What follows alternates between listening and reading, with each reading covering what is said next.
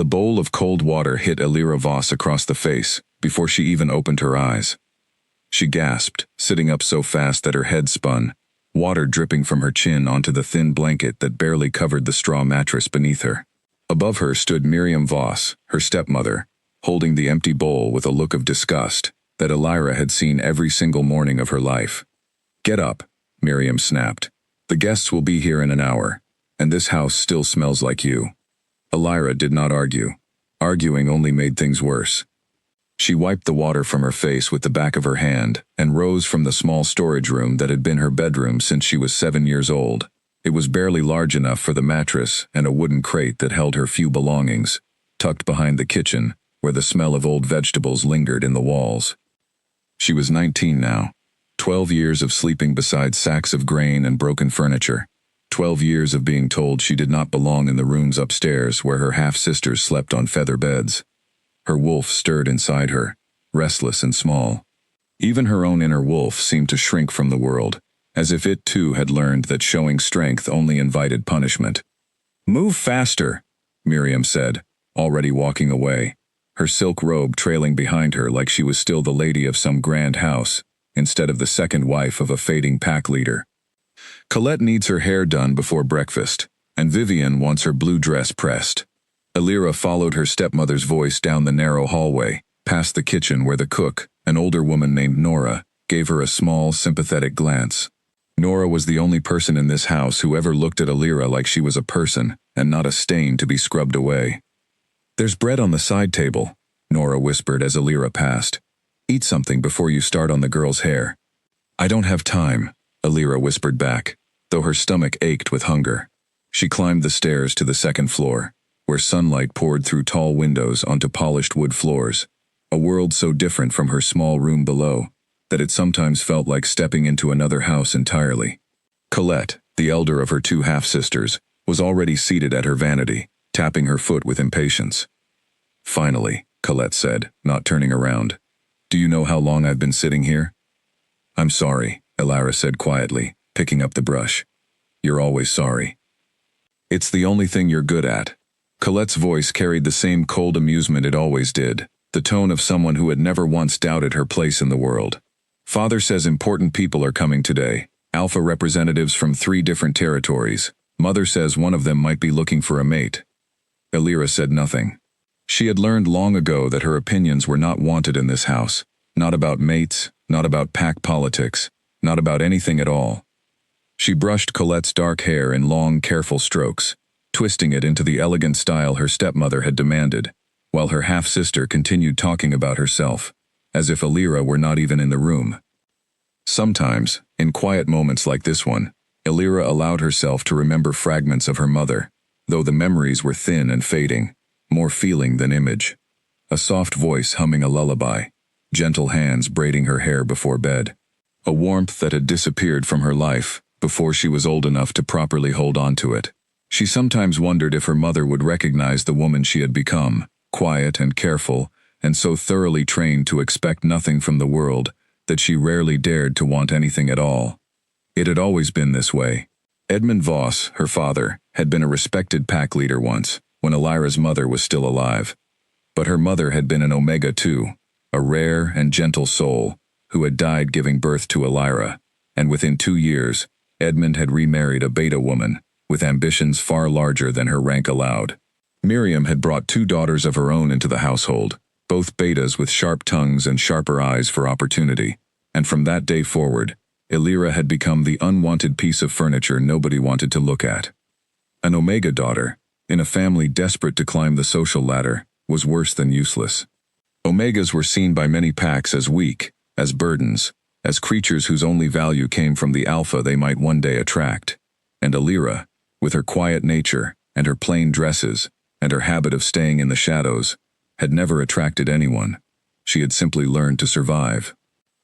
"You missed a spot," Colette said sharply, and Elira flinched, correcting the strand of hair without a word.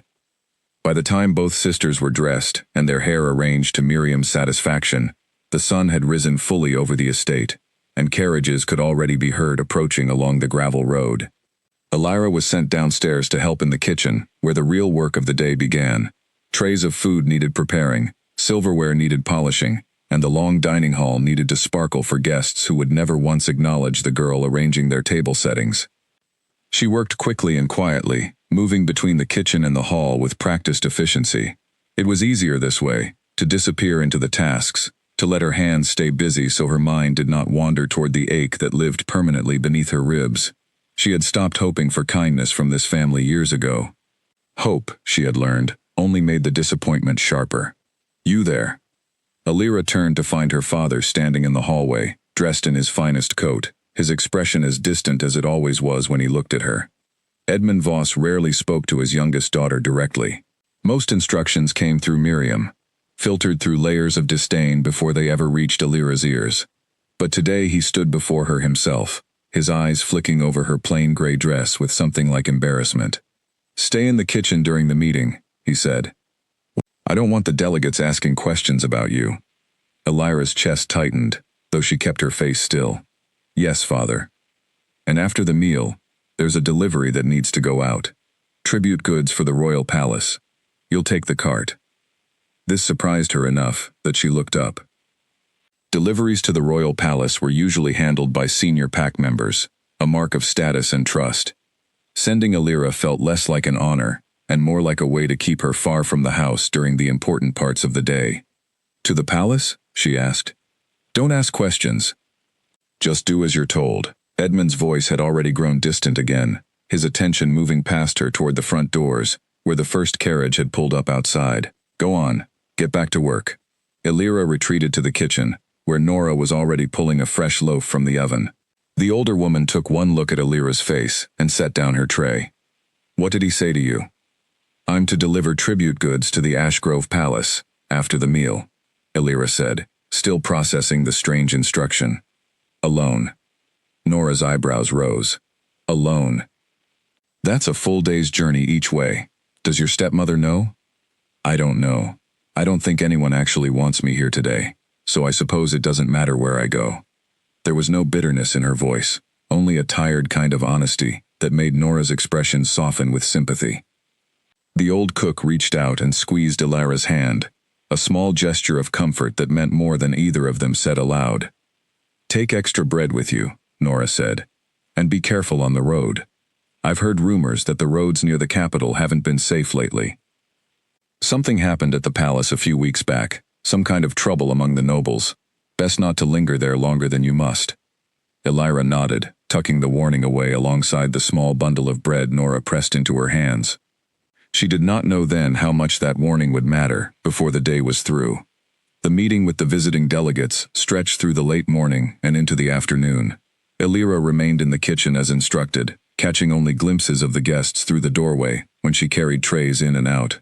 She saw broad-shouldered alphas in fine clothing, their scents thick with authority even from a distance, and she saw Colette and Vivian seated primly at the table, laughing at jokes that weren't especially funny, angling for attention in the way betas competing for an alpha's interest always did. No one looked twice at the Omega girl carrying dishes. That suited Alira fine. She had long since stopped wanting to be looked at by anyone in this house. During a brief lull in the afternoon, while the delegates rested in the garden after their meal, Alira slipped outside to empty a basin of dirty water and found herself standing near the edge of the terrace, close enough to hear fragments of conversation drifting from the guests. One of the visiting alphas, an older man with a deep, rumbling voice, was speaking to her father about the state of the wider territory. "The king has been distracted these past months," the man said. "Too many enemies circling, not enough attention paid to the small packs like yours, Edmund. If something were to happen to him, there's no telling how the balance would shift." "Let us hope nothing happens to him then," her father replied smoothly, though there was something careful in his tone, something that made Alira pause with the basin still in her hands. A kingdom without its king is a kingdom in danger. She did not understand then why those words would matter. She simply filed them away, the way she filed away most things she overheard in this house, small pieces of information that belonged to a world she was never invited into. Then Colette's voice called from inside, sharp and demanding, and Alira hurried back to her chores before anyone noticed her lingering. By the time the delegates departed and the household began to settle into its usual afternoon quiet, the sun had already begun its slow descent toward the western hills. Miriam found Illyra in the kitchen, wiping down the last of the serving trays, and thrust a folded paper into her hands. "The delivery list," she said.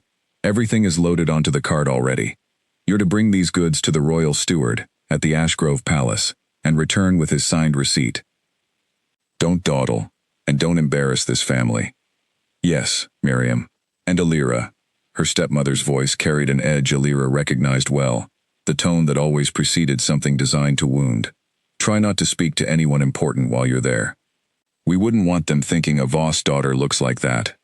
Illyra said nothing. There was nothing to say that would change the way Miriam saw her, so she simply nodded and turned toward the door, the folded delivery list clutched tightly in her hand. The cart waited in the front courtyard, pulled by a single tired horse and loaded with crates of preserved goods, fine cloth, and sealed jars of the region's best honey, the kind of tribute a smaller pack sent to demonstrate loyalty to the crown. Illyra climbed onto the driver's bench, took up the reins, and guided the horse out through the estate gates without a single member of her family coming out to see her off. The road to the capital wound through forested hills and open farmland, and for the first hour of the journey, Illyra allowed herself something she rarely permitted, a moment of quiet peace. Away from the house, away from Miriam's sharp words and Colette's careless cruelty, the world felt larger and less suffocating. Birds called from the trees overhead. The afternoon sun warmed her shoulders. Her wolf, usually so quiet and withdrawn, seemed to stretch inside her, sensing the open road and the freedom of distance. She ate a small piece of the bread Nora had given her, watching the hills roll past, and let herself imagine, just for a moment, what it might feel like to keep driving, to never turn back toward that house at all. She passed through a small village along the way, where children played near a well and merchants called out prices for fresh vegetables and cloth. For a moment, she slowed the cart, watching a young mother laugh as she lifted her daughter onto her hip, and something in Illyra's chest ached with a longing she could never quite name. She wondered, not for the first time, what it might have felt like to grow up in a house where laughter was ordinary, instead of something that happened only around her, never with her. An old woman selling apples near the village square caught her eye and smiled, holding one out without asking for payment. "You look like you could use something sweet, dear," the woman said.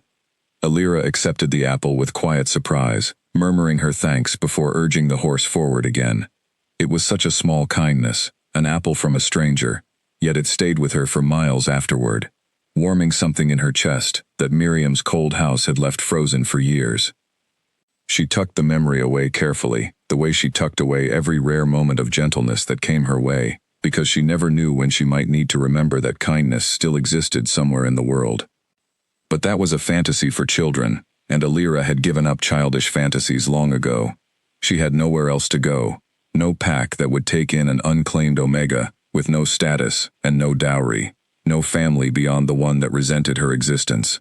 So she kept the cart moving steadily toward the capital, toward the palace, toward a delivery that would take an hour to complete before she turned around and made the long journey home again. She had no way of knowing that the palace she approached was not the calm seat of royal power it appeared to be from a distance. She had no way of knowing that behind its high stone walls, in a chamber sealed off from all but the most trusted physicians, the Alpha King of the entire Ashgrove territory was fighting for his life against a poison that no healer could identify, his wolf howling in pain beneath skin that had gone the color of ash. She had no way of knowing that her simple, unwanted journey was about to collide with the fate of an entire kingdom. The palace came into view as the road crested a final hill, its towers rising pale gold against the darkening sky, banners snapping in the evening wind. Illyra had never seen anything so large in her life. Even from this distance, she could feel the weight of the place, the sense of history and power pressing down on the landscape around it. Guards patrolled the outer walls in numbers far greater than she expected, their postures tense, their eyes sharp as they scanned the road. Something was wrong. She could feel it in the air, even before she reached the gates, a tension that prickled against her skin, like static before a storm. The usual bustle of a royal courtyard, merchants and messengers and servants moving about their business, was replaced by a strange, watchful quiet. Guards spoke to each other in low, clipped voices. A cluster of nobles stood near the main entrance, their faces pale, their conversation hushed and urgent. Illyra guided the cart toward the delivery entrance as instructed, her heart beginning to beat faster, for reasons she couldn't quite name. A young guard approached to inspect her cargo, his eyes darting nervously toward the main palace building every few seconds, as if he expected something terrible to happen at any moment. "Tribute delivery from the Voss estate," Illyra said, holding out the folded paper with as much composure as she could manage. "I'm to deliver these goods to the royal steward." The guard barely glanced at the paper. "The steward is occupied. Everyone is occupied. You'll have to wait." "Wait for how long?" "However long it takes." His voice was sharp, distracted. "The king collapsed less than an hour ago." "Nobody is thinking about tribute goods right now." Illyra's breath caught. The king had collapsed. The words hung in the air between them, heavy with an implication she didn't yet fully understand. And around her, the tension of the courtyard suddenly made perfect sense. This was not a quiet evening at the palace. This was the edge of a crisis, and she had driven straight into the middle of it, carrying nothing but a cart of honey and cloth and a folded delivery list that suddenly felt utterly meaningless. Shouts rose from somewhere inside the main building, voices calling for healers, for silence, for someone to fetch water. Illyra sat frozen on the driver's bench, unsure whether to stay or flee, as the guard who had been inspecting her cargo turned sharply toward the commotion, his hand moving instinctively to the hilt of his sword. "Stay here," he ordered her, already moving away. "Don't move from this cart." But Illyra could not simply sit still. Something was pulling at her, a strange sensation low in her chest that she had never felt before, a pull that grew stronger with every passing second, like an invisible thread tightening between her and the chaos unfolding inside the palace walls. Her wolf, usually so quiet, now pressed urgently against her control, whining with an instinct she could not name and did not understand. She climbed down from the cart before she had fully decided to move, her feet carrying her toward the palace entrance, even as her mind screamed at her to stay put, to follow orders, to remain the invisible, unwanted girl she had always been. But something larger than fear had taken hold of her now, something that felt less like choice and more like fate reaching out to claim her. Inside the grand entrance hall, chaos reigned. Nobles and servants crowded near a wide staircase, their voices overlapping in panic and confusion. Healers rushed past carrying bags of herbs and instruments, their faces grim. And at the center of it all, laid out on a makeshift platform of gathered cloaks because he had collapsed too suddenly to be moved to his chambers, lay a man Illyra had never seen before, his skin pale and gray, his powerful frame shuddering with a sickness that seemed to be eating him alive from the inside. Alpha King Damian Ashgrove, ruler of the entire territory, was dying in front of dozens of helpless witnesses, and not one of them knew how to save him. Illyra stood frozen at the edge of the crowd, her heart pounding, that strange invisible pull growing stronger and stronger until it felt like something physical dragging her forward. Around her she caught fragments of desperate conversation. A healer with silver hair knelt beside the king, pressing a cloth to his forehead, muttering that his fever would not break, that his wolf seemed to be fighting something it could not identify, some poison unlike anything the royal physicians had ever encountered. A tall man in fine armor, who she would later learn was Captain Owen of the Royal Guard, stood nearby with his fists clenched, ordering his men to search the palace grounds for any sign of an intruder, though everyone already suspected the poison had been slipped into the king's cup hours earlier, long before anyone thought to be suspicious. "He has perhaps an hour," the silver-haired healer said grimly to a cluster of anxious advisors. "Maybe less. Whatever this poison is, it's spreading through his bloodstream faster than anything I've treated before. I've tried every antidote I know, and none of them are working." A wave of murmurs swept through the gathered nobles, some of them already whispering about succession, about which cousin or distant relative might claim the throne, should the king not survive the night.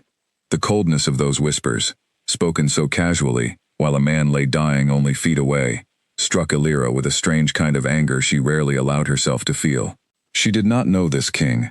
She owed him nothing, and yet something in her recoiled at the way these powerful people seemed more concerned with what came next than with the life fading in front of them. She did not understand what was happening to her. She only knew, with a certainty that defied all logic, that she needed to reach him. That somehow, impossibly, she was the only one in that entire crowded hall who could do anything to help. Nobles turned to stare as she moved past them, murmuring in confusion and offense at the sight of a plain, travel-worn girl shoving her way through a crowd of royalty and rank. A hand grabbed at her sleeve, trying to pull her back, and a voice hissed something about respect and proper distance, but Alira barely heard any of it. The pull in her chest had become almost unbearable now, a burning thread drawing her forward with a strength that overwhelmed every instinct, telling her to stop, to apologize, to retreat back into the shadows where she belonged. She reached the edge of the gathered cloaks, just as Captain Owen turned, his eyes widening at the sight of an unfamiliar girl breaking through the barrier of guards surrounding the king. He opened his mouth to order her stopped, to have her seized and dragged away before she could get any closer, and for one terrible moment, Alira feared her body would betray her, that she would freeze the way she always froze when authority turned its attention toward her. But she did not freeze.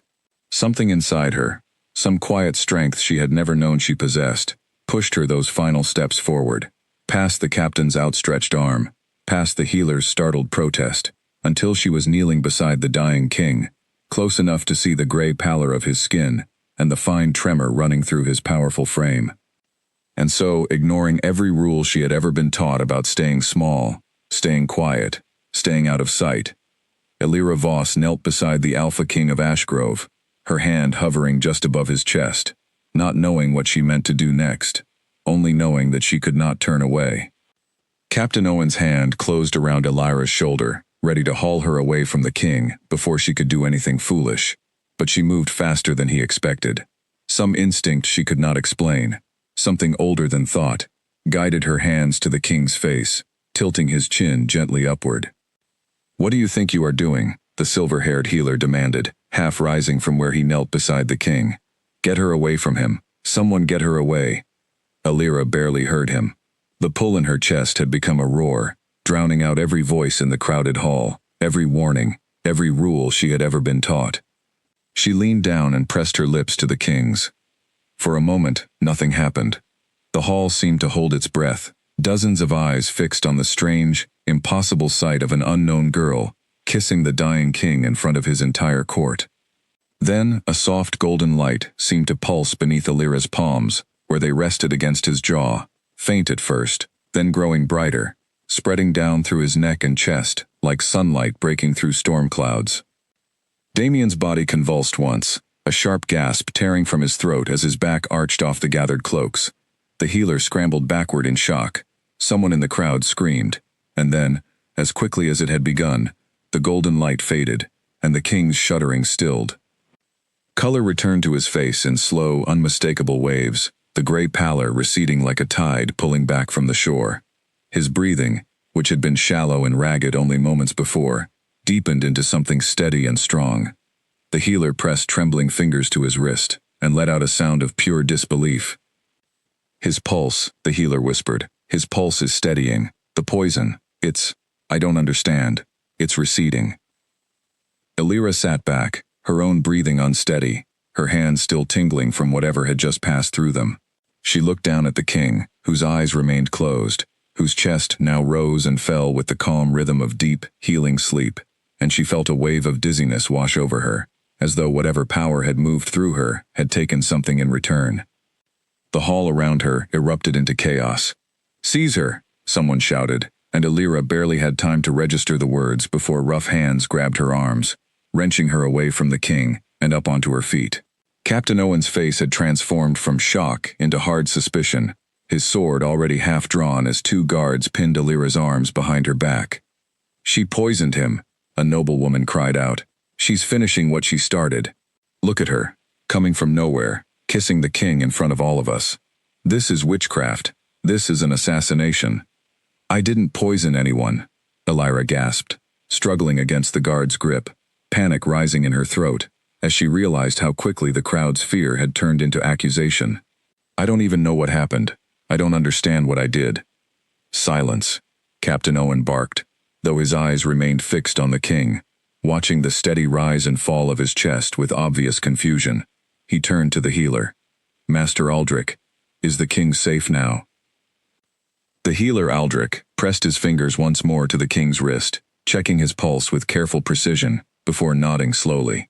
"His condition has stabilized. Whatever was killing him, only minutes ago, has been neutralized entirely.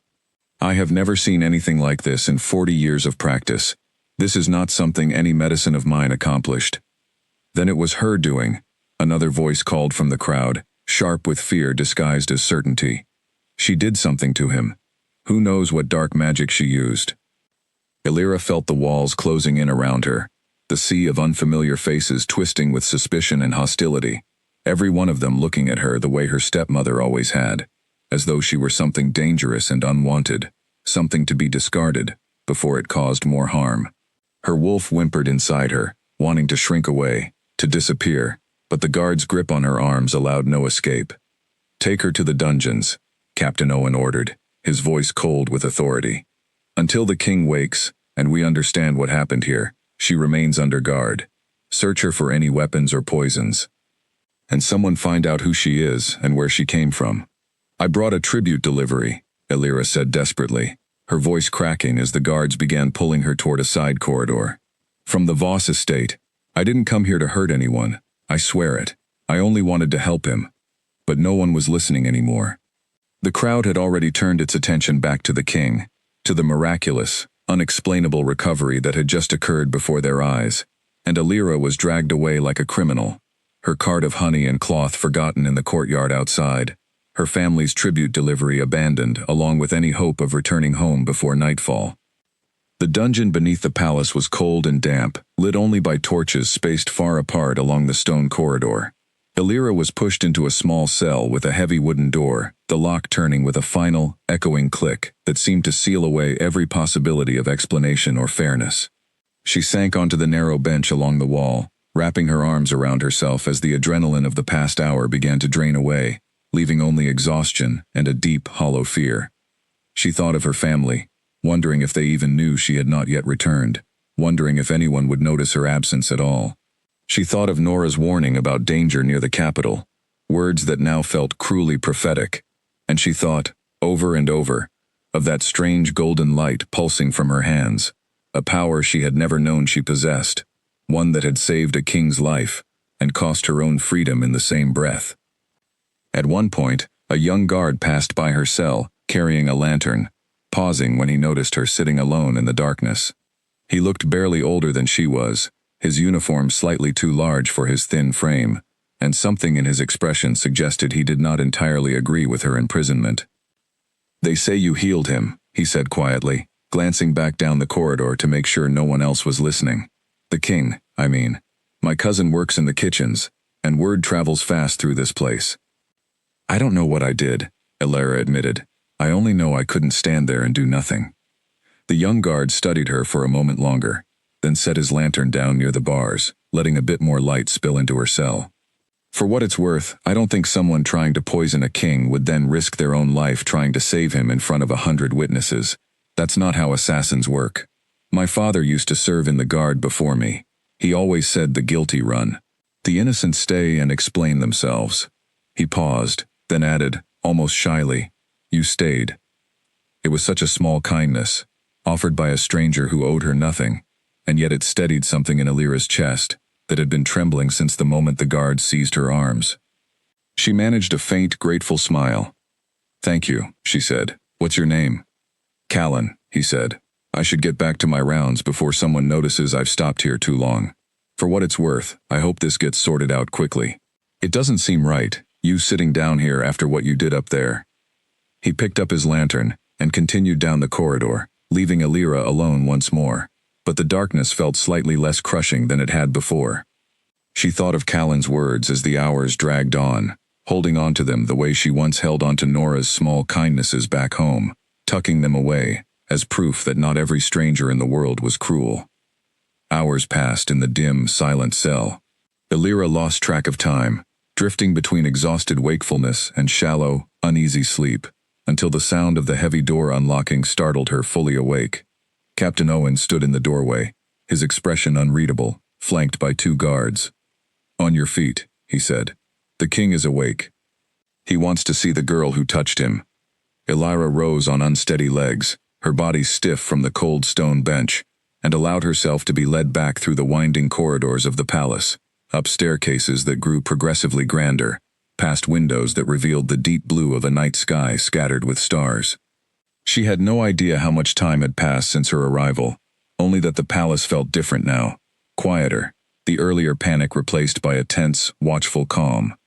They stopped before a set of tall double doors carved with the emblem of the Ashgrove Kingdom, a wolf's head surrounded by rays of light.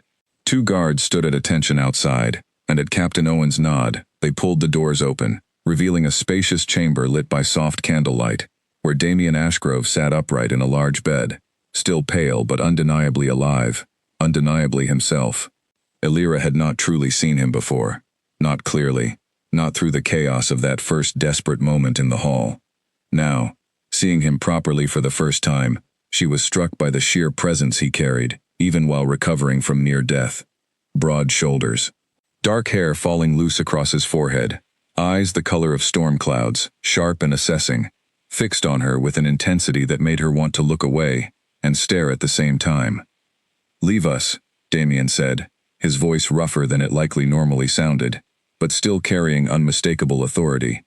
Captain Owen hesitated, clearly reluctant to leave his king alone with a woman suspected of assassination, but after a long moment, he bowed and withdrew, pulling the guards with him and closing the heavy doors behind them. Silence settled over the chamber.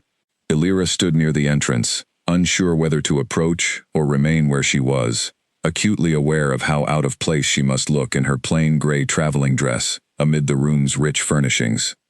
"You're the one who saved my life," Damien said finally. It was not quite a question.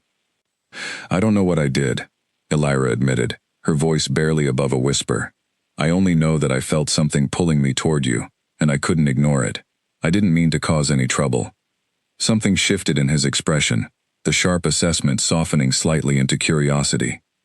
"Master Aldrich tells me my body was riddled with poison, unlike anything he'd encountered before. A poison designed to kill slowly and painfully, resistant to every antidote known to our healers. And yet within moments of your touch, it simply vanished. Do you understand how impossible that sounds?" "I understand that everyone in that hall thinks I'm some kind of witch or assassin," Elira said, a note of quiet bitterness creeping into her voice, despite her best efforts to remain deferential. "I've spent my whole life being told I'm worthless. Now suddenly I'm dangerous. I don't know which is worse." Damien studied her for a long moment, his gray eyes moving over her face with an intensity that made her skin warm despite the coolness of the room. "What is your name?" "Elira. Elira. Voss. Voss." He repeated the name slowly, as though testing its weight. "A minor pack from the Southern Territories, if I recall correctly. Your family sends modest tribute each season." "Yes. I was delivering that tribute today when I arrived here, and found everyone in a panic over your collapse." She hesitated, then added, "I wasn't trying to be part of whatever happened to you. I only wanted to complete my task and return home. And instead, you ended up saving the life of a king you'd never met, at considerable risk to your own safety." Damien's gaze sharpened again, though this time the intensity felt less like suspicion and more like genuine, searching curiosity. "Master Aldrich has a theory about what occurred tonight. He believes you may be what the old texts call a fated Omega, a bonded mate whose presence and touch can heal her alpha, even before the bond between them has been formally recognized. It's an exceedingly rare phenomenon. Most scholars believed it extinct, more legend than reality." Elira's breath caught. She had heard stories of fated bonds as a child, whispered tales meant to comfort Omegas who felt unwanted, promises that somewhere in the world existed an alpha whose very soul was tied to theirs. She had long ago dismissed such stories as fairy tales, comforting lies told to soften the harsh reality of her circumstances. "That's not possible," she said. "I'm nobody, an unwanted daughter from a minor pack. Surely, if something like that were true, I would have felt it before tonight." "Perhaps you have felt it, in small ways you didn't recognize," Damien said quietly. "A pull towards something you couldn't name, a restlessness that never quite made sense." Elira thought of the strange sensation that had gripped her in the courtyard, the invisible thread that had drawn her through the crowded hall, despite every instinct screaming at her to stay hidden. She said nothing, but something in her silence must have confirmed his suspicion, because Damien's expression grew more thoughtful, more focused. "Whatever the explanation," he continued, "the fact remains that you saved my life tonight, at a cost to your own safety and reputation. That is not a debt I take lightly. You will remain here at the palace, under my protection, until we understand fully what happened and why.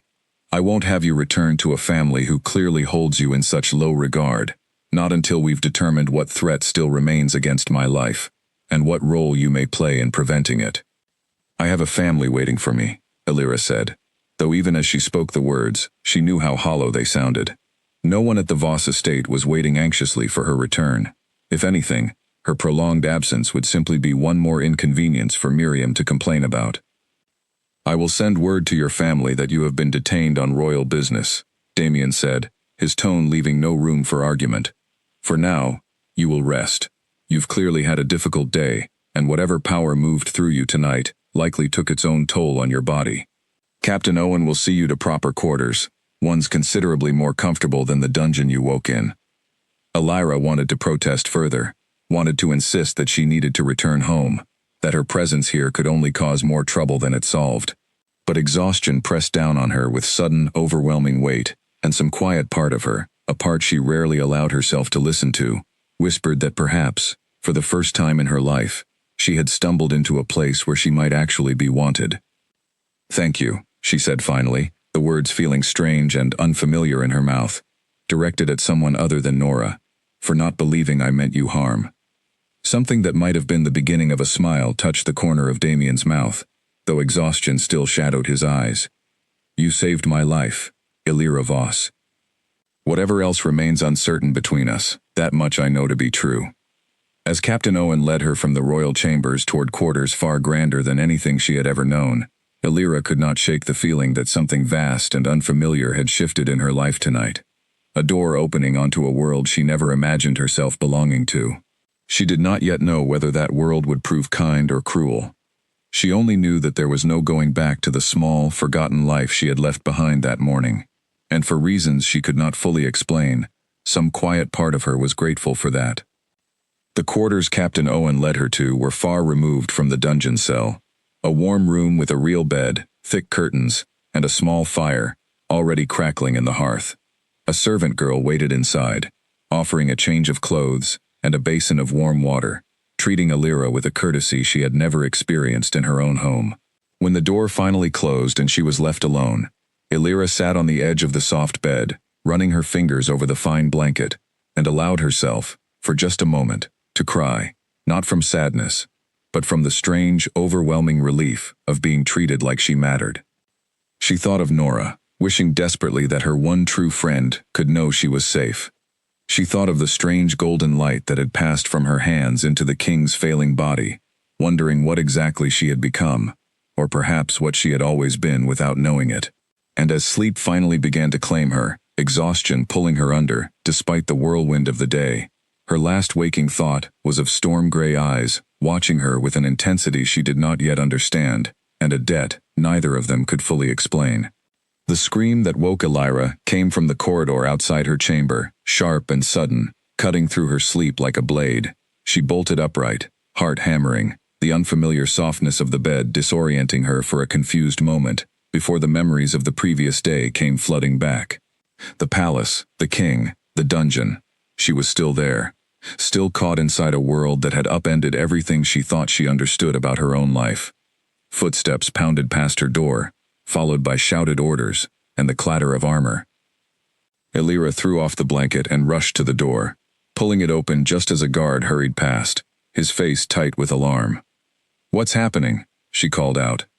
The guard barely glanced at her. "Stay inside, my lady. There's been an incident in the East Wing." He was gone before she could ask anything further, disappearing around a corner with several other armed men close behind him. Illyra stood in the doorway, torn between the instinct to obey and a restless unease that made staying still feel impossible. Whatever had happened, it felt connected to the danger still hanging over this palace, like a shadow that had not yet been fully banished. She dressed quickly in the plain clothes the servant girl had left for her the night before and slipped out into the corridor, following the distant sound of voices toward the East Wing. She knew she was disobeying a direct order to remain inside, knew that curiosity had gotten her into enough trouble already in the past day, but something in her refused to simply wait in ignorance while chaos unfolded somewhere nearby. The corridor opened into a wide gallery, lined with portraits of past Ashgrove rulers, and there, at the center of a cluster of guards and anxious servants, stood Captain Owen, his expression thunderous as he examined an overturned table and a shattered vase near one of the tall windows. "Someone was in the king's private study," he was saying to a nearby guard. "The lock was forced, and several documents are missing. Whoever it was escaped through the servant passage before we could catch them." "Do we know what they took?" the guard asked. "Not yet. The king's steward is reviewing the missing papers now, but this confirms what we already suspected. Whoever poisoned the king is still within these walls, or has allies who remain here, and they're growing bolder now that their first attempt failed." Alira's stomach twisted with unease. She pressed herself against the gallery wall, trying to remain unnoticed, but Captain Owen's sharp eyes found her within moments, narrowing with suspicion that had not entirely faded since the previous night. "You were told to remain in your quarters," he said, striding toward her. "I heard shouting," Alira said. "I wanted to know if anyone needed help. The only help you can offer right now is staying out of the way." His tone was not unkind exactly, but it carried the weariness of a man who had spent the night hunting for answers and found none. "The king wishes to speak with you again, once matters here are settled. Until then, please, return to your chamber." Alira nodded and retreated, though her mind raced the entire way back. Whoever had poisoned Damien was still active, still dangerous, still moving through this palace with enough boldness to break into the king's private study mere hours after their first attempt had failed. And somehow, impossibly, she had become entangled in whatever conflict was unfolding, a stranger from a minor pack who had never asked for any of this. She had barely settled back into her chamber when a soft knock sounded at the door. She opened it to find the same servant girl from the previous night, a young woman with kind eyes and dark hair, pulled back in a simple braid, carrying a tray of breakfast. "I'm Priya," the girl said, setting the tray down on a small table near the window. "I've been assigned to look after you during your stay. The king asked that you be well cared for."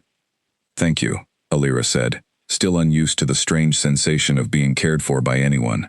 "Is it true, what happened in the East Wing?" Priya's expression grew somber as she poured a cup of tea. "There was a break-in during the night, yes. The whole palace is on edge. Everyone's whispering about it, wondering if the same person who poisoned the king is still hiding among the staff or the visiting nobles. It's frightening, honestly. None of us know who to trust anymore. Do you have any idea who might want to harm him?" Priya glanced toward the door, lowering her voice even though they were alone. "There are always rumors in a place like this. Some say it's rival territories, jealous of the Ashgrove kingdom's strength. Others whisper it might be someone closer, someone within the court itself, hungry for power.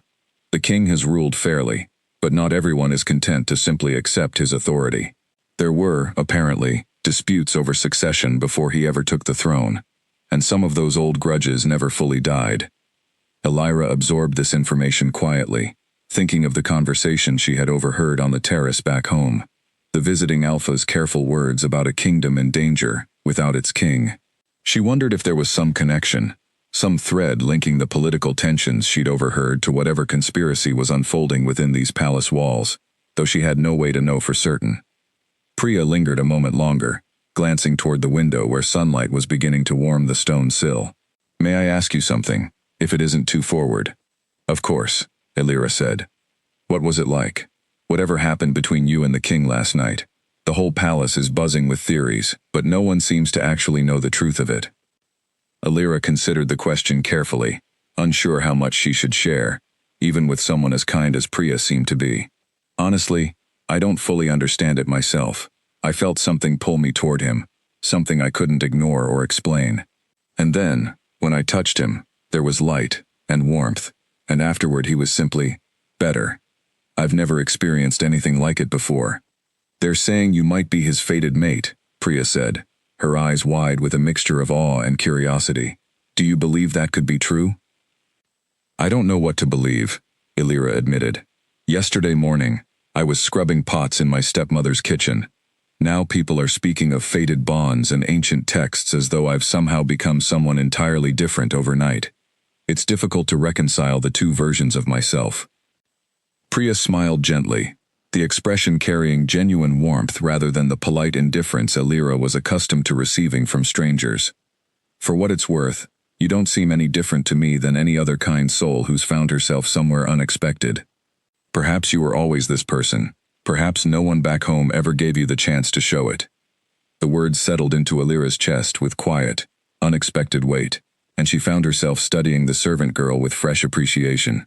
It seemed that kindness, however rare in her life so far, had a way of finding her when she least expected it. First from Nora, then from Callan, and now from Priya, each small act chipping away at the walls she had built around her heart over years of neglect. The rest of the morning passed slowly. Elira remained in her chamber as instructed, picking at the breakfast Priya had brought, her mind too occupied with worry to hold much appetite. She thought about her family, wondering if word had reached them yet about her detention, wondering if they even cared. She thought about the strange power that had moved through her hands the night before, still struggling to understand how an unwanted, overlooked Omega could possess something so extraordinary. Around midday, a knock came again, but this time it was Captain Owen himself who stood at her door, his expression grave but no longer openly hostile. "The king has requested your presence," he said. "There is a matter he wishes to discuss with you, along with Master Aldrich and the royal steward. Please, come with me." Elira followed him through the winding palace corridors, past guards who watched her with open curiosity, until they reached a private council chamber, where Damien sat at the head of a long table, looking considerably stronger than he had the previous night, though still pale beneath his usual coloring. Master Aldrich sat to his right, and an older man with sharp, calculating eyes, whom Elira did not recognize, sat to his left. "Elira," Damien said as she entered, gesturing toward an empty chair. "Please, sit. This is Garrick, my royal steward. He has been reviewing the documents stolen from my study last night, and what he's found concerns all of us." Elira sat carefully, aware of the weight of every gaze in the room. What was taken? Garrick folded his hands atop the table, his expression grim. Correspondence detailing trade agreements with several neighboring territories, along with private notes regarding certain diplomatic tensions. Nothing that would immediately endanger the kingdom, but enough to suggest whoever took them is gathering information, perhaps building towards something larger than a single assassination attempt. "And the poison itself," Master Aldrich added. "I've had time now to properly analyze traces recovered from the king's cup last night. It's a rare compound, one not native to our territory. The plant it derives from grows primarily in the northern mountain regions, in territories aligned with House Halden."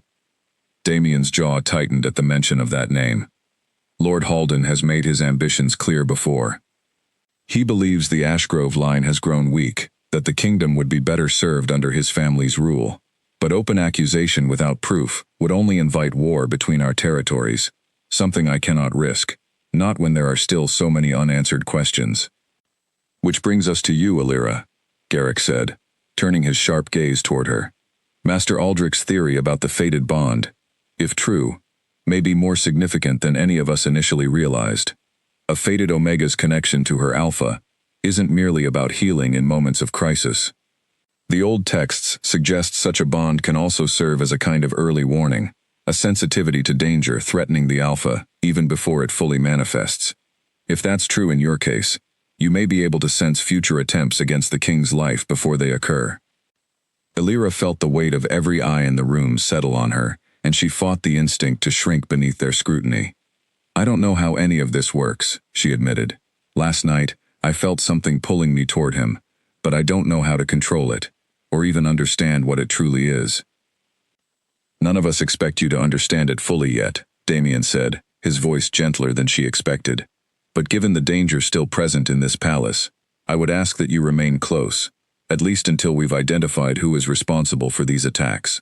Your safety matters to me, Elira, not only because of what you may be able to sense, but because you saved my life at considerable risk to your own. That is not something I take lightly."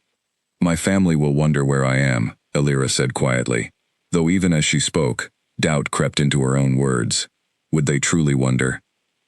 Or would her absence simply mean one less mouth to feed, one less unwanted presence cluttering their household? "I have already sent formal word to the Voss estate," Garrick said, "informing them that you have been retained for a matter of royal importance. and that appropriate compensation will be provided for your extended service. Whatever objections your family might raise, I suspect the promise of royal favor will quiet them quickly enough." There was something knowing in the steward's tone, as though he had already gathered enough information about her family's character to understand precisely how they would react. Alira said nothing, though a small, bitter part of her suspected he was entirely correct. "There is one more matter," Master Aldrich said, clearing his throat with the careful hesitation of a man about to raise an uncomfortable subject. "The bonding, if it truly is what the old texts describe, is not always a simple thing. In the historical accounts I've managed to locate, the connection between a fated Omega and her Alpha tends to deepen over time, through proximity, through shared experience. It is not always instantaneous or fully realized after a single encounter, however dramatic that encounter might have been." "What are you suggesting?" Damien asked, though something in his tone suggested he already suspected the answer. "I am suggesting that if we wish to understand the full extent of Alira's abilities, and whether they might indeed serve as an early warning against future threats, she may need to remain in close proximity to you for some time. Not merely within the palace walls, but genuinely near you, in your daily presence, so that whatever connection exists between you has the opportunity to strengthen naturally." Alira felt heat rise in her cheeks at the implication, though she kept her expression carefully neutral. Damien, for his part, seemed equally measured in his reaction, though she noticed a faint tightness around his eyes that suggested the suggestion was not entirely unwelcome to him either. "That arrangement would need to be handled delicately," Garrick said, ever the practical steward. "The court will draw its own conclusions regardless of what explanation we offer, and there are those among the nobility who will use any excuse to sow doubt about the legitimacy of such a bond, particularly given Lady Voss's modest origins." "Let them draw whatever conclusions they wish," Damien said, a note of finality entering his voice. "My priority is understanding the threat against my life, and ensuring it does not succeed a second time. If Alira's presence near me serves that purpose, then arrangements will be made accordingly, regardless of court gossip." The council continued for another hour, discussing security measures, possible suspects among the palace staff, and plans to increase protection around the king. Alira listened mostly in silence, still feeling out of place among people so thoroughly versed in politics and power, until Damien finally called the meeting to a close, dismissing Garrick and Master Aldrich, while asking Alira to remain behind for a moment. "You seem troubled," he said, once they were alone, his gray eyes studying her with quiet perceptiveness. "I've never been part of anything like this before," Alira admitted. "Back home, I was barely allowed to speak at dinner. Now I'm being asked to help protect a kingdom from assassins. It's difficult to know how to feel about that." Something that might have been sympathy passed across Damien's expression. "You mentioned your family treats you poorly. May I ask why?" Alira hesitated, unused to anyone showing genuine interest in her circumstances. "My mother died giving birth to me. She was an Omega too, from what little I remember being told. My father remarried a Beta woman with 2 daughters of her own, and from that point forward, I became something of an embarrassment to the family. An Omega daughter with no particular gifts, no beauty worth boasting about, no value in their eyes beyond whatever mate she might eventually attract to strengthen the pack's standing. Since I never attracted anyone, I became simply unwanted. That was never a fair judgment to place on you," Damien said, his voice carrying a quiet intensity that surprised her. "An Omega's worth isn't measured by whoever claims her. You saved my life last night through nothing but instinct and courage, qualities that have nothing to do with the shallow standards your family apparently values." Alira looked down at her hands, unused to praise, uncertain how to accept it gracefully. "You don't know me well enough to say that." "Perhaps not yet," Damien said, "but I intend to learn." The quiet certainty in his voice sent an unfamiliar warmth through her chest, one she quickly tried to suppress, reminding herself that gratitude and curiosity from a king recovering from near death meant little in the larger scheme of things. She was still an unclaimed Omega from a minor pack, still someone who had spent her entire life being told she did not matter. One conversation, however kind, could not undo 19 years of learned unworthiness. And yet, as she left the council chamber and made her way back toward her quarters, she could not entirely silence the small, hopeful voice inside her that wondered if perhaps, in this strange new world she had stumbled into, things might finally begin to change. That evening, as the sun set behind the palace towers, painting the sky in deep shades of orange and violet, Alira sat by the window of her chamber, watching guards patrol the grounds below with heightened vigilance. Priya had brought her dinner earlier, along with news that the palace remained tense, that whispers of the break-in had spread through every level of staff and nobility, fueling fear and suspicion in equal measure. Alira thought about Lord Halden, the name Damien had spoken with such careful restraint, and wondered what kind of man would poison a king rather than face him honestly. She thought about the fated bond Master Aldrich had described, still struggling to accept that something so extraordinary could exist within her, an Omega who had spent her whole life believing herself ordinary at best, worthless at worst. She thought too of Garrick's suggestion that she remain close to Damien in the days ahead, and the strange flutter of feeling that idea stirred in her chest, equal parts nervousness and something warmer she did not yet want to name. It felt dangerous to hope for anything beyond simple survival, dangerous to imagine that a king who had known her for less than a day might come to see her as anything more than a useful tool against whatever conspiracy threatened his life. And yet, some quiet, stubborn part of her refused to fully extinguish that small flicker of hope, however foolish it might prove to be. Priya returned briefly to collect the dinner tray, chatting easily about small matters of palace life, about the upcoming harvest festival that would be postponed given the current unrest, about a rumor that one of the visiting nobles had been questioned extensively by Captain Owen's guards regarding his whereabouts during the break-in. Alira listened with half her attention, grateful for the company even as her mind continued turning over the day's revelations. "You should rest," Priya said eventually, noticing the distant look in Alira's eyes. "Tomorrow will likely bring more questions, more council meetings, more of this strange new world settling around you. Better to face it with a clear head." "Thank you, Priya, for everything today." The servant girl smiled warmly before slipping out, leaving Alira once more alone with her thoughts, as darkness deepened outside the window.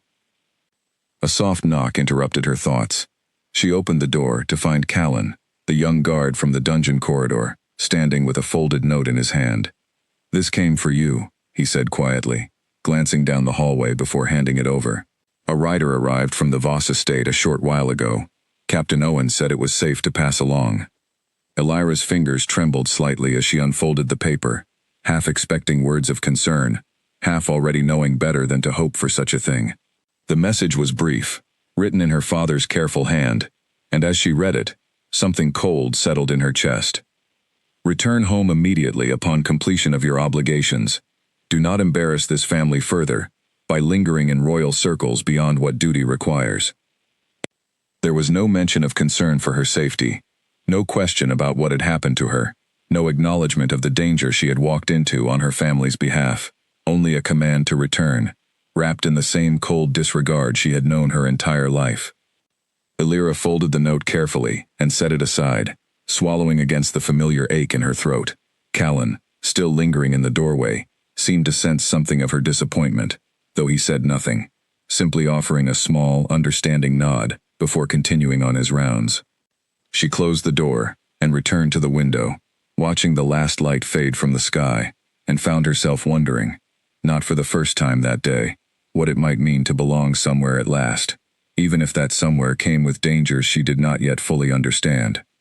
Somewhere below, in the palace gardens now cloaked in shadow, a figure moved silently between the hedges, pausing near a servant entrance that had been left unwatched during the confusion of the morning's break-in. The figure carried no lantern, moving instead by memory and careful familiarity with the grounds, slipping through the door and into the palace, unseen by any of the guards now stationed at the more obvious entrances. Whoever had poisoned the king, whoever had stolen his private documents, remained patient, methodical, and far from finished with whatever plan had been set into motion. And somewhere in that darkness, unseen by anyone within the palace walls, plans were already forming for how to remove the unexpected obstacle that had appeared so inconveniently the night before, a forgotten Omega whose very existence now threatened everything the conspiracy had worked so carefully to achieve. Alira, unaware of the danger creeping closer with each passing hour, finally allowed herself to lie down and close her eyes, exhaustion pulling her toward sleep, even as uncertainty continued to churn beneath the surface of her thoughts. Tomorrow would bring whatever it brought. Tonight, at least, she allowed herself the rare luxury of feeling, however briefly, that she was no longer entirely alone in the world. A hand clamped over Alira's mouth in the darkness, and her eyes snapped open to find a shadowed figure looming over her bed, moonlight glinting off a blade held inches from her throat. Her wolf surged forward in instinctive panic, and she twisted violently beneath the intruder's grip, driving her elbow hard into his ribs. The man grunted in surprise, his hold loosening just enough for Alira to roll off the far side of the bed, scrambling toward the door as she opened her mouth to scream. No sound came out before the man's arm caught her around the waist, hauling her backward. Alira fought with every ounce of strength she possessed, clawing at the arm restraining her, kicking backward until her heel connected solidly with his knee. He cursed under his breath, the sound low and rough, and for a moment his grip faltered enough for her to twist free. "Guards!" She finally managed to scream, the word tearing raw from her throat as she lunged for the door. "Someone help me." The intruder lunged after her, but the door burst open before he could catch her again, and Callan stood in the frame, sword already drawn, his eyes widening at the sight of the masked figure inside Alira's chamber. Within seconds, the corridor filled with shouting guards, and the intruder, realizing he was outnumbered, shoved past Callan and sprinted toward the window, throwing it open and disappearing over the ledge into the darkness below, before anyone could stop him. After him. Captain Owen's voice thundered from somewhere down the hall, and boots pounded past Alira's door as guards rushed to pursue the fleeing attacker. Alira sank against the wall, her whole body trembling, her breath coming in ragged gasps as the adrenaline of the past few minutes finally caught up with her.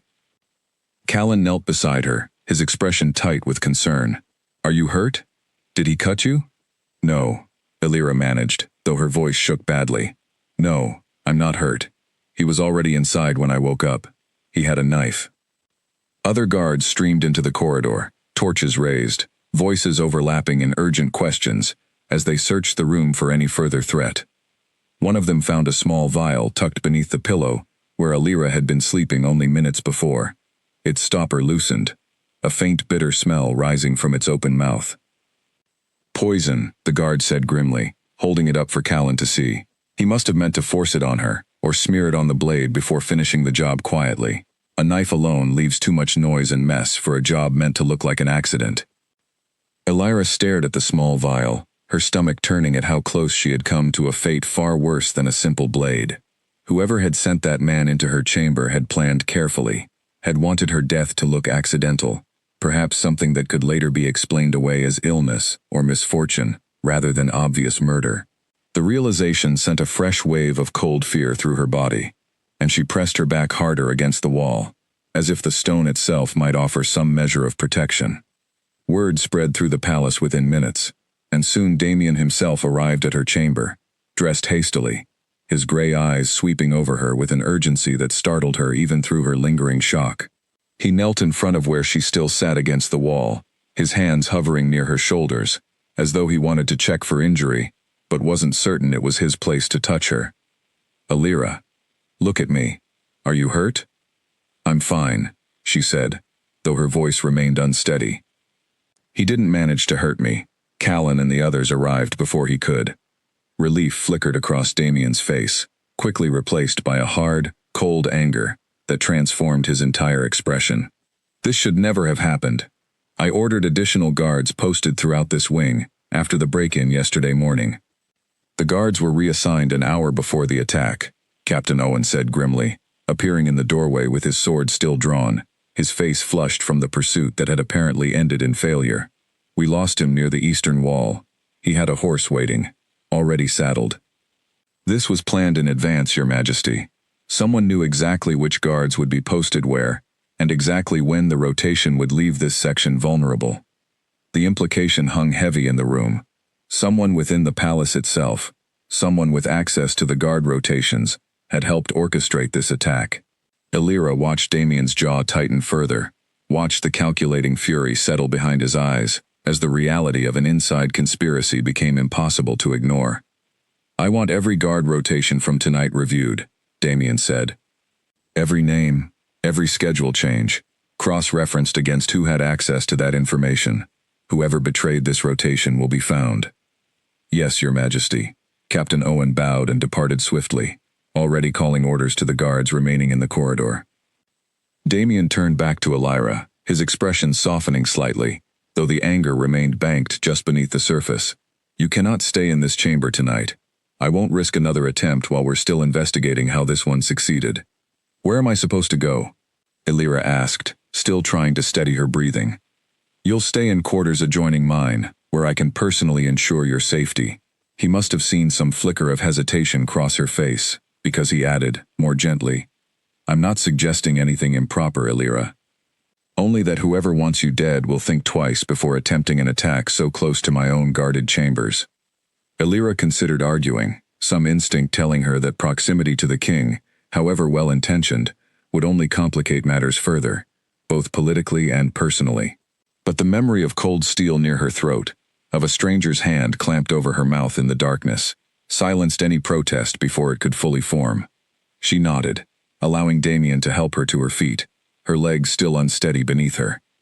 The chamber adjoining Damien's private rooms was smaller than the one she had occupied before, but it felt safer somehow, tucked behind a heavy door that connected directly to his own quarters, guarded on all sides by trusted men Captain Owen had personally vetted.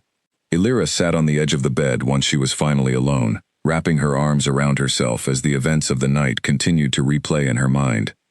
Why would anyone want her dead? She was nobody, an unwanted omega from a minor pack, someone who had stumbled into this conflict entirely by accident. The only explanation that made any sense was the one Master Aldrich had proposed, that her connection to Damien, whatever its true nature, made her a threat to whoever sought to see him dead. If she truly possessed some ability to sense danger before it struck, to heal him from whatever poison or injury might be used against him, then removing her would remove his greatest unexpected protection. The thought was terrifying, but it also settled something uncertain inside her. For the first time in her life, she was not simply overlooked or dismissed. She mattered enough to someone, dangerous enough to someone, that they had sent an assassin into the heart of the royal palace to silence her. It was a strange, unsettling kind of significance, one she had never expected to hold, and one she was not entirely certain she wanted. Priya arrived not long after Elira had settled into the new chamber, carrying an extra blanket and a cup of warm milk, her usual cheerful manner subdued by clear worry. She sat with Elira for a while, saying little, simply offering the quiet comfort of company after such a frightening ordeal. It was a small gesture, but it meant more to Elira than she could easily express, another reminder that kindness had found her in this unfamiliar place, in ways it rarely had within the walls of her own family home. I heard what they found under your pillow, Priya said eventually, her voice hushed. A poison vial. Whoever did this wanted it to look like you simply fell ill and died in your sleep. That's a cruel, calculating kind of evil, planning something so quiet and deniable. I keep thinking about how close it came to working, Elira admitted. If Callan hadn't reacted so quickly, if I hadn't managed to scream in time. But you did, Priya said firmly, taking Elira's hand in a gesture of simple, steady reassurance. You fought back, and you're alive. That matters more than dwelling on what might have happened otherwise. Elira squeezed her hand gratefully, grateful for the practical comfort in Priya's words, though the fear did not entirely leave her chest, even after the servant girl finally said her goodnights, and slipped quietly from the room. Sleep did not come easily after that, and when it finally did, it was shallow and restless, interrupted by every small sound from the corridor beyond her door. She woke before dawn to find gray morning light filtering through the curtains, and after lying still for several minutes, trying to convince her racing heart to settle, she rose and dressed, unable to bear the stillness of the chamber any longer. A soft knock came at the connecting door, and when she opened it, she found Damien already dressed, dark circles beneath his eyes suggesting he had slept little better than she had. I wanted to check on you before the morning council, he said. How are you feeling? Shaken, Elira admitted honestly, but alive, thanks to Callan's quick reaction. I've already commended him for his response last night. He'll be reassigned to your personal guard detail going forward, if that arrangement suits you. Damien studied her for a moment, something careful and searching in his gaze.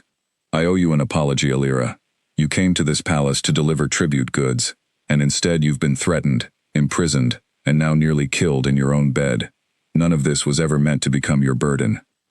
You didn't ask for an assassin to try killing you either, Alira pointed out, managing a faint, tired smile despite everything. I don't think either of us chose this. Something in his expression eased slightly at her attempt at levity, though the weight of concern remained heavy in his gray eyes. Regardless, I intend to see this resolved swiftly. Garrick has already begun reviewing every possible connection to Lord Haldan's household, and Captain Owen is questioning the guards who were reassigned last night to determine how their schedules were altered without proper authorization. Do you think Lord Haldan is truly behind all of this? Damien's expression darkened. I believe he is the most likely suspect, given the poison's origin and his long-standing ambitions toward the throne, but proving it definitively remains difficult.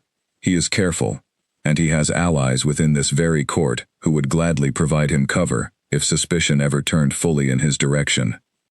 They were interrupted by a soft knock, and Priya entered with a tray of breakfast, her eyes widening slightly at the sight of Alira standing in the doorway connecting her chamber to the king's own quarters.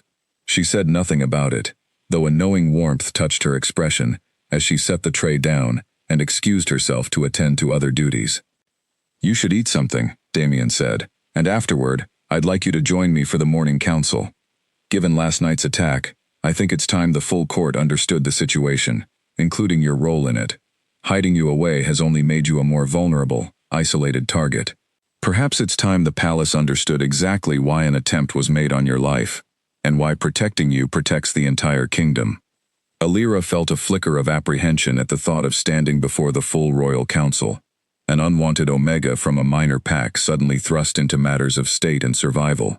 But she thought of the assassin's blade near her throat, of the cold, deliberate planning behind the attack, and understood that hiding had already failed to keep her safe. Perhaps openness, however frightening, was the wiser path forward now. All right, she said. I'll come. The morning council chamber was far more crowded than the small private meeting from the previous day, filled with nobles and advisors whose eyes turned toward Alira with open curiosity and, in some cases, undisguised suspicion as she entered alongside Damien. She kept her chin lifted, refusing to let their scrutiny shrink her the way Miriam's cold stares always had, though her heart pounded fiercely beneath her composed exterior. Damien addressed the gathered council with calm, commanding authority, explaining the previous night's attack, the failed pursuit of the assassin, and the growing evidence suggesting a conspiracy reaching into the palace's own guard structure. Several nobles exchanged uneasy glances at the mention of Lord Haldan's name, though none dared voice open accusation without proof. Given these events, Damien continued, I am formally placing Lady Alira Voss under the Crown's protection, in recognition of the extraordinary aid she provided during my recent poisoning, and in acknowledgement of the danger she now faces as a direct result of that aid. Any further attempt against her safety will be treated with the same severity as an attempt against my own life. Murmurs rippled through the gathered nobles, some clearly displeased by the elevation of an unknown Omega to such protected status, others watching Alira with newfound curiosity rather than open hostility. She stood beside Damien, absorbing the weight of dozens of unfamiliar gazes, and felt, for the first time in longer than she could remember, that she was standing somewhere she was meant to be, however uncertain and dangerous that place remained. As the council session continued, discussing security measures and the ongoing investigation, Alira caught the eye of a woman seated near the far end of the table, elegant and sharp-featured, watching her with an expression that was neither hostile nor entirely warm, but sharply calculating. She would later learn this was Lady Priscilla Vane, a noblewoman who had long hoped to secure Damien's attention for herself, and who now watched the forgotten Omega beside the king with the first stirrings of jealous suspicion that would, in time, grow into something far more dangerous. After the council finally adjourned, Damien lingered near the tall windows of the chamber, watching the nobles file out with the weary patience of a man accustomed to carrying far more than any single person should bear alone. Alira approached him hesitantly, unsure whether he wished for company or solitude after the tense session. They don't trust me, she said quietly. Some of them looked at me as though I were still the assassin from that first night, not the target of one now. Court nobles rarely trust anything they cannot control or predict, Damien said, a tired edge creeping into his voice. You represent something entirely outside their usual understanding of power. An Omega, with no title, no lands, no political alliance, and yet suddenly protected by the crown itself. That unsettles people who have spent their lives calculating advantage and status. Does it unsettle you? He turned to look at her fully then, his gray eyes carrying an intensity that made her breath catch slightly. No. If anything, it clarifies something I hadn't expected to find so quickly. Whatever bond exists between us, whatever the histories call it, I find myself trusting you more readily than I trust men and women I've known my entire life. That should perhaps concern me more than it does. Illyra did not know how to respond to such a raw admission, her heart beating strangely fast beneath the weight of his words.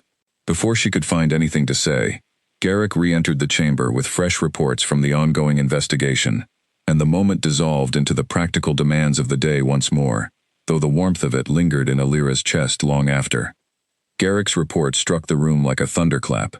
The man who attacked Lady Illyra has been found, Your Majesty, dead.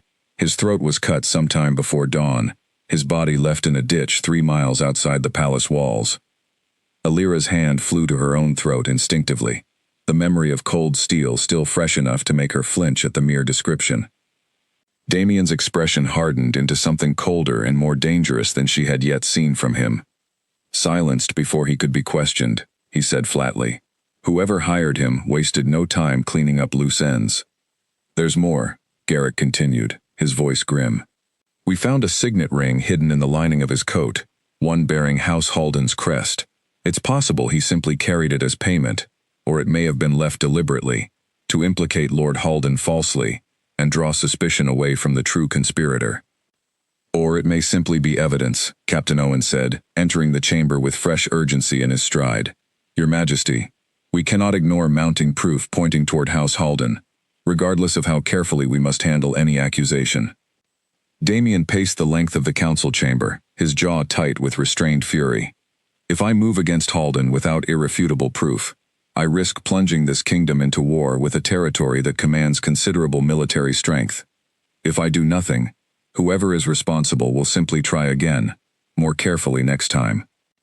Illyra watched him wrestle with the impossible weight of leadership, torn between justice and the practical realities of ruling a kingdom, balanced on the edge of conflict.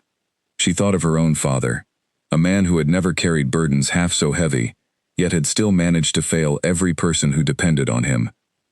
Damien, by contrast, seemed to genuinely feel the weight of every life his decisions might affect, and something in that quiet, careful responsibility earned a deeper measure of her respect than she had expected to feel for any alpha, let alone a king. What if there were a way to gather proof without open confrontation? She asked quietly. The room turned toward her, and she felt a flush of self-consciousness at having spoken up so directly among people so far above her station. But Damien's expression sharpened with interest rather than dismissal. "Go on," he said. "You mentioned that Lord Halden believes the Ashgrove line has grown weak," Illyra said, thinking carefully as she spoke. "If he believes that strongly enough to attempt murder, perhaps he also believes himself untouchable, confident enough in his position to grow careless. A confident man reveals more than a cautious one. If someone could get close to his household, someone unremarkable enough not to draw suspicion, they might overhear or discover something more concrete than a ring left behind by a hired killer." "You're suggesting infiltration," Garrick said slowly, studying her with new consideration. "I'm suggesting that sometimes the people no one notices see the most," Illyra said. "I spent my whole life being overlooked. I learned things in that time, things people said carelessly in front of me, because they never imagined I mattered enough to remember any of it." Damien's gray eyes studied her for a long moment, something complicated moving behind them. "I won't send you into Lord Halden's household, Illyra. Not after 2 attempts on your life already. The risk would be unacceptable." "I wasn't necessarily suggesting myself," Illyra said, though she felt a small flicker of something like disappointment at how quickly he dismissed the possibility. "Only that the strategy itself might have merit, using someone whose presence would draw little attention." Garrick stroked his chin thoughtfully. "There may be another approach. House Halden will be attending the upcoming Harvest Festival, delayed though it now is, given the current unrest. Such gatherings tend to loosen tongues, particularly among those who believe their schemes are proceeding successfully. If we proceed with hosting the festival as planned, under heavy but discreet security.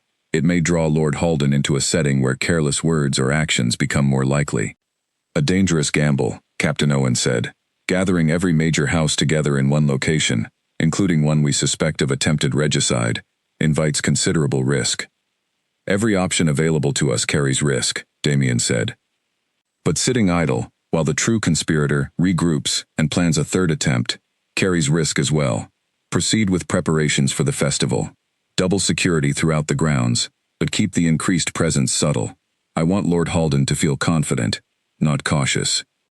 Captain Owen raised additional concerns about the palace's outer perimeter, noting that the recent break-in and the attack on Alira's chamber both suggested weaknesses in the older sections of the grounds, passages built centuries ago for servants, and long since forgotten by anyone but those determined enough to seek them out.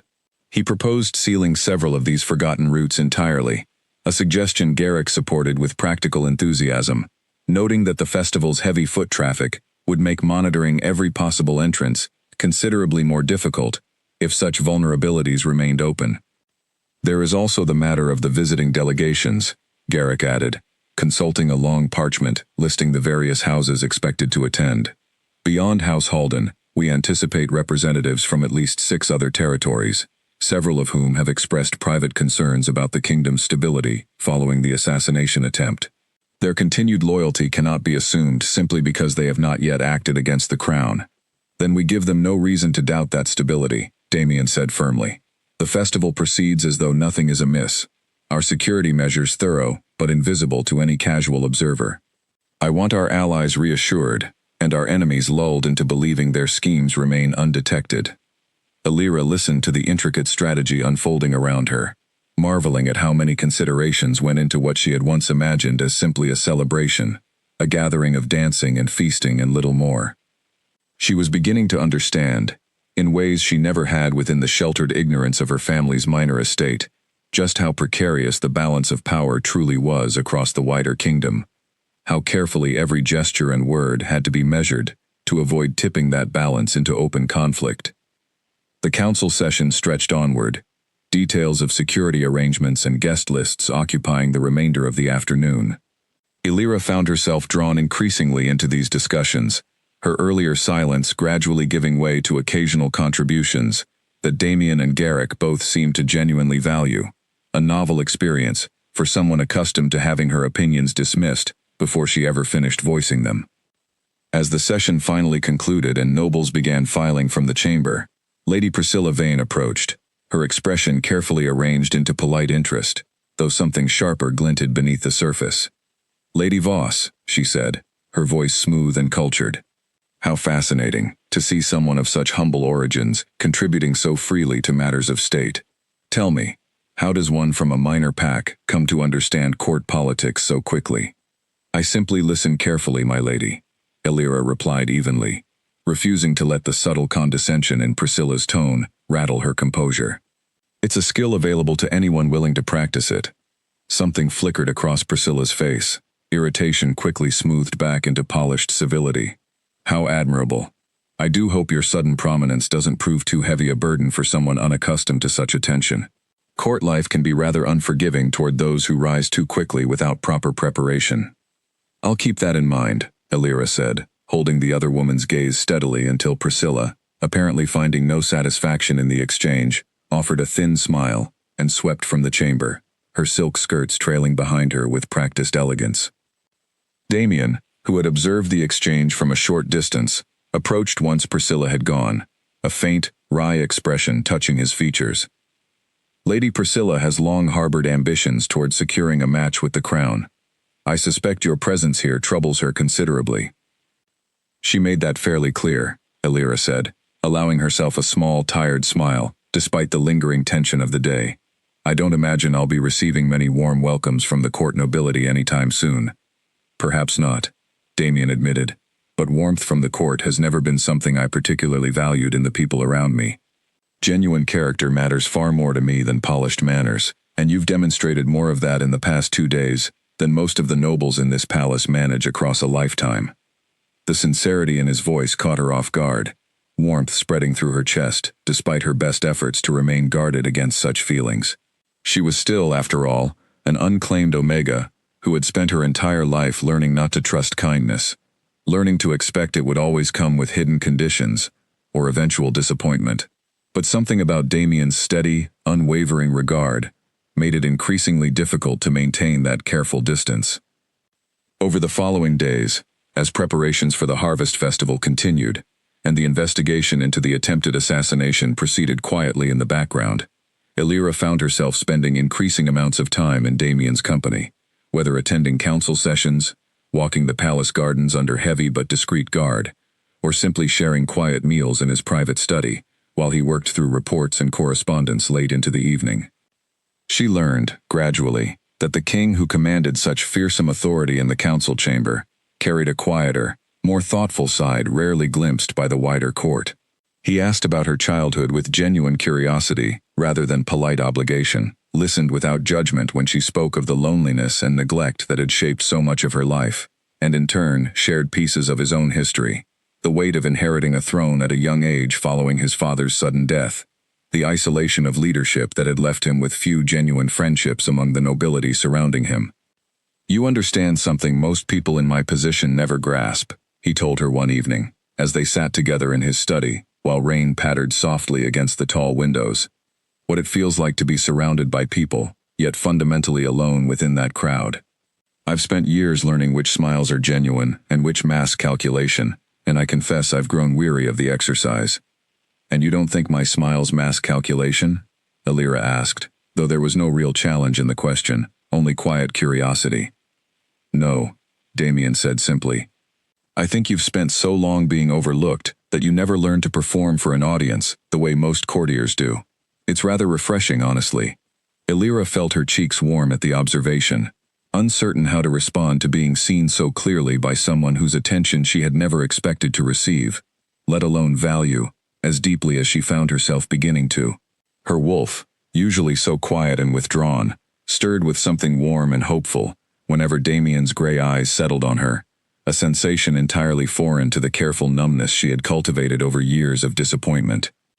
One afternoon, while walking through the palace gardens with Callan trailing a respectful distance behind, as her assigned guard, Illyra paused beside a bed of late-blooming roses, their deep red petals still holding on to the last warmth of the fading season.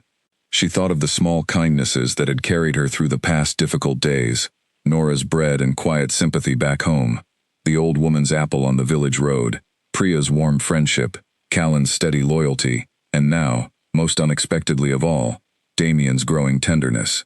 It struck her how differently her life had unfolded once she stepped beyond the narrow walls of her family's cruelty, how much kindness the wider world seemed to hold once given the chance to reach her. "You look thoughtful," Callan observed, falling into step beside her as they continued along the garden path. "I was thinking about how strange it is," Illyra said, "that leaving behind everything familiar, even everything that hurt me, still felt so frightening. And yet here I am, safer in some ways than I ever was at home, despite 2 attempts on my life in as many days. Sometimes the danger you can see and fight against is less frightening than the slow, quiet kind that wears you down without ever giving you the chance to fight back," Callan said, his voice carrying more wisdom than his young age might have suggested. "From what little you've shared, it sounds like your family gave you plenty of that second kind." Illyra considered his words, recognizing the truth in them. The cold water thrown in her face each morning, Miriam's endless disdain, Colette's careless cruelty, none of it had ever come with the honesty of a drawn blade. It had simply worn away at her, slowly, patiently, until she had nearly forgotten what it felt like to expect anything better from the people around her. Perhaps that was why the sudden, overwhelming kindness she'd found within these palace walls felt so disorienting, so difficult to fully trust, despite every reason to believe it genuine. Yet even as this fragile, unexpected connection deepened between them, the shadow of danger remained ever present. Reports continued arriving of suspicious activity linked to House Halden's territory, whispers of increased troop movements along the northern border, correspondence intercepted between Halden allies discussing contingencies should their initial plan against the king fail. Every piece of evidence pointed toward a conspiracy still very much active, patient, and dangerous, waiting for the right moment to strike again. Master Aldrich, meanwhile, continued his research into the fated bond phenomenon, poring over ancient texts recovered from the palace archives, seeking greater understanding of the connection between Alira and Damien. He met with them both one afternoon in his study, surrounded by towering shelves of aged books, his expression carrying the excited energy of a scholar who had finally uncovered something long sought. "I believe I've found confirmation," he said, spreading a fragile, yellowed manuscript across his desk. "This text describes the fated bond in considerable detail, drawn from accounts many generations past. It confirms much of what I suspected. The bond strengthens through proximity and shared trust, eventually allowing the Omega to sense danger threatening her Alpha, even at a distance, and granting the Alpha, in turn, a measure of protective instinct toward his fated mate that exceeds even the strongest ordinary attachment." "Does it explain why someone would target Alira specifically, rather than simply attempting to kill me again directly?" Damien asked. "Indeed," Aldrich said, his weathered face grave. "The text suggests that eliminating the fated Omega before the bond fully solidifies removes the Alpha's greatest unexpected advantage. Once the bond matures fully, through mutual acknowledgement and, traditionally, a formal claiming, the protection it offers becomes far more difficult to circumvent. Whoever orchestrated the attacks against you both clearly understands this, and is racing against time to eliminate Alira before that bond can fully take root." Master Aldrich continued turning fragile pages, his brow furrowed with scholarly concentration. "There is one further detail worth noting. The text suggests that a fated Omega's abilities are not limited solely to healing and danger sensing. In several historical accounts, the bond eventually grants a form of shared strength, allowing the Alpha's own power and resilience to flow more fully into his mate during moments of extreme need, and in rarer cases, allowing the Omega to lend her own strength back to him in turn.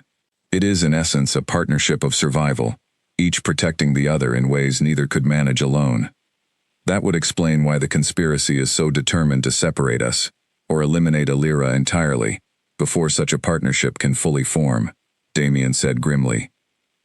"A king protected by nothing more than guards and healers is a far easier target than one bound to someone capable of sensing danger before it strikes, and lending strength in moments of crisis.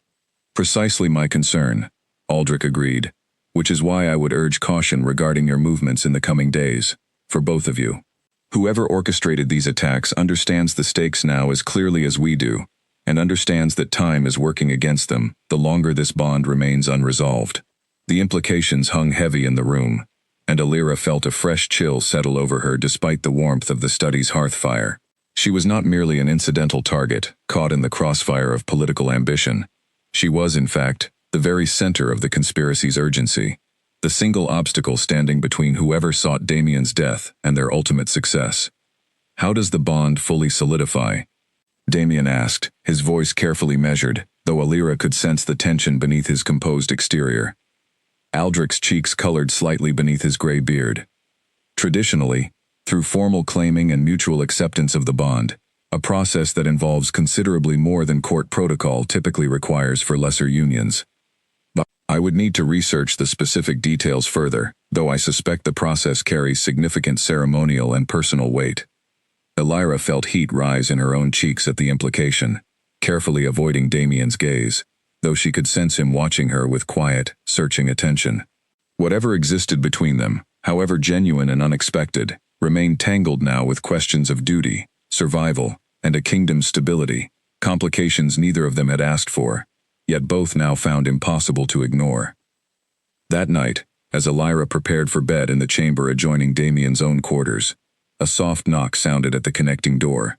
She opened it to find him standing there, still dressed despite the late hour, his expression carrying a quiet vulnerability she had not seen from him before.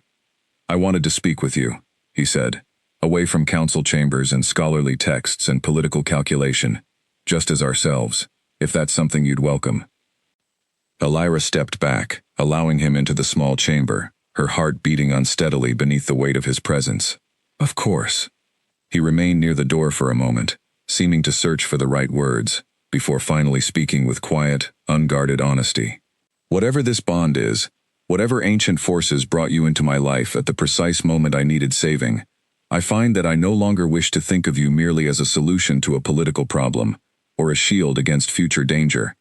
I think of you, Alira, and I find myself wanting to know you simply because you are you, extraordinary circumstances aside. The sincerity in his voice, the careful vulnerability of a man rarely permitted to speak so openly, settled something warm and trembling in Alira's chest. She had spent her entire life believing herself unwanted, unworthy of genuine affection, and here stood a king, powerful and burdened and undeniably weary, offering her something she had never dared imagine she might receive. I think, she said softly, that I feel the same way, though I hardly know what to do with such feelings, given everything else happening around us. Damien's expression softened into something achingly tender, and he crossed the small distance between them, his hand rising to gently cup her cheek, a gesture far more careful and reverent than the desperate, instinctive kiss that had first bound them together in that chaotic hall. Then perhaps, he murmured, we simply take this one careful step at a time, and let whatever grows between us grow honestly, without the weight of prophecy or politics deciding its shape. They talked quietly for a long while after that, seated together near the small hearth in her chamber, sharing memories and small hopes neither had voiced aloud to anyone else. Damien spoke of his mother, gone many years now, and the gentle way she had once tended the very roses Alira had admired in the garden earlier that week. Alira spoke of her own mother, the thin fragments of memory she still carried, the lullaby she could no longer quite recall the words to, only the feeling of warmth it had once given her. I want you to know, Damien said eventually, as the fire burned low and the hour grew late, that whatever happens with the conspiracy, whatever proof we manage to gather against Halden, or whoever else may be involved, my feelings toward you were never contingent on any of it.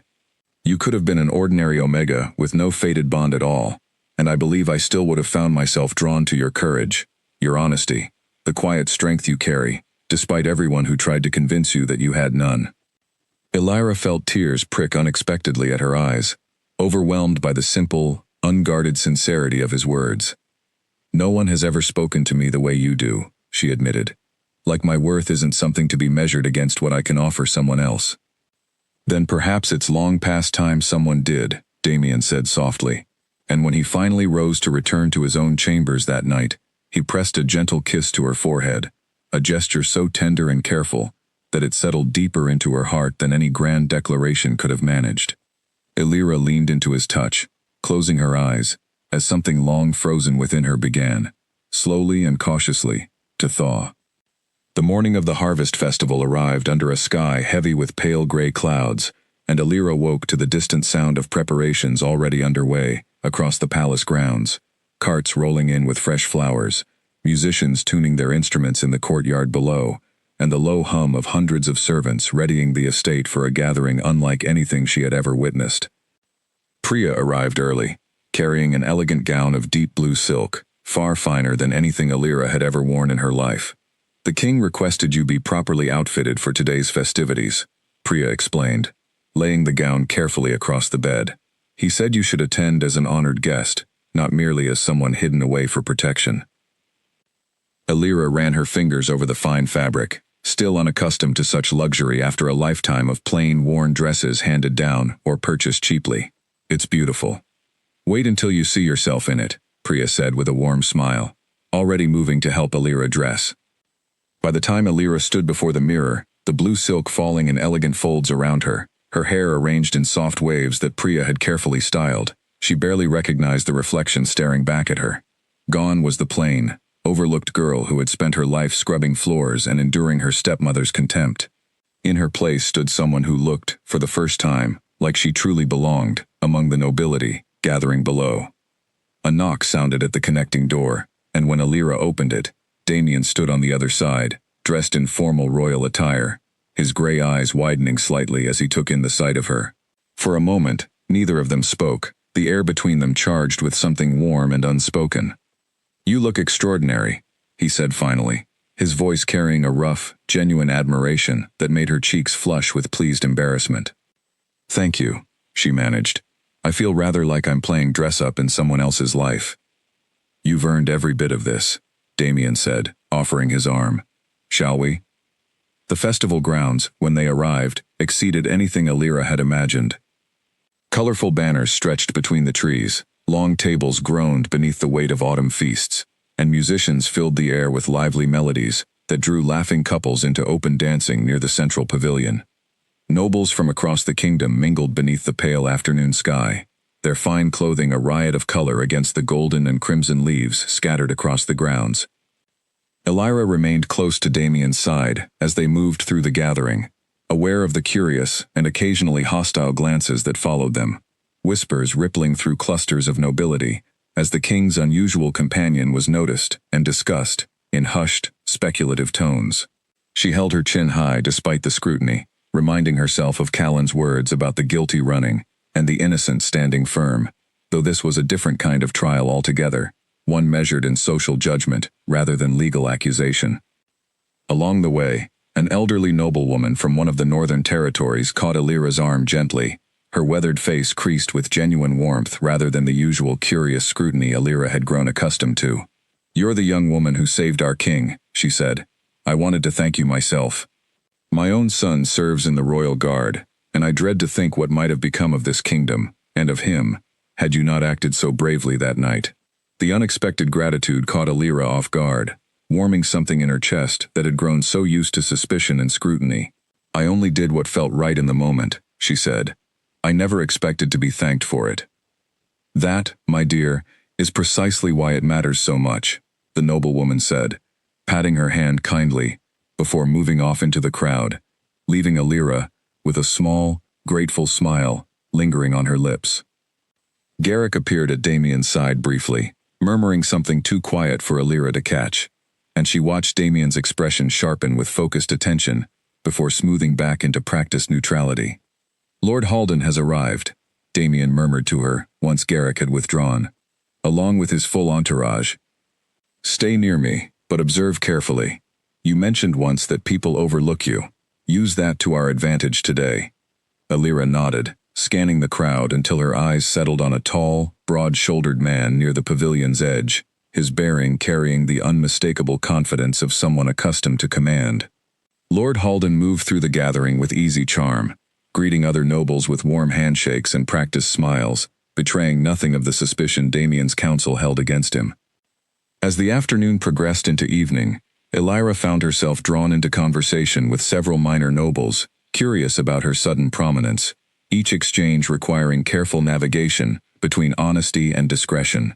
She managed the encounters with a poise that surprised even herself, drawing on skills she had never realized she possessed, the quiet observational patience of someone who had spent years learning to read a room from its margins. As the sun began sinking lower over the garden hedges, casting long amber shadows across the pavilion, the musicians shifted into a slower, more graceful melody, and several couples moved onto the dance floor, beneath strings of lanterns, just beginning to glow against the dimming sky. Damien turned to Elira with a faint, teasing smile that softened the tension that had lingered around his eyes since Garrick's murmured update. "May I have this dance?" he asked. Even a king is permitted a brief respite from politics now and then. "I've never danced properly in my life," Elira admitted, a nervous flutter rising in her chest. "My family never thought it worth teaching me." "Then allow me the privilege of teaching you," Damien said, taking her hand with gentle assurance and guiding her toward the dance floor before she could protest further. She stumbled slightly at first, unfamiliar with the steady rhythm of the steps, but Damien's patient guidance and the warmth of his hand at her waist steadied her quickly, and within a few turns around the floor, she found herself laughing softly, genuinely, for what felt like the first time in longer than she could remember. For a few precious minutes, the looming shadow of conspiracy and danger receded, replaced by simple, unguarded joy, and the curious stares of the watching nobility faded into irrelevance beneath the warmth of Damien's steady gaze.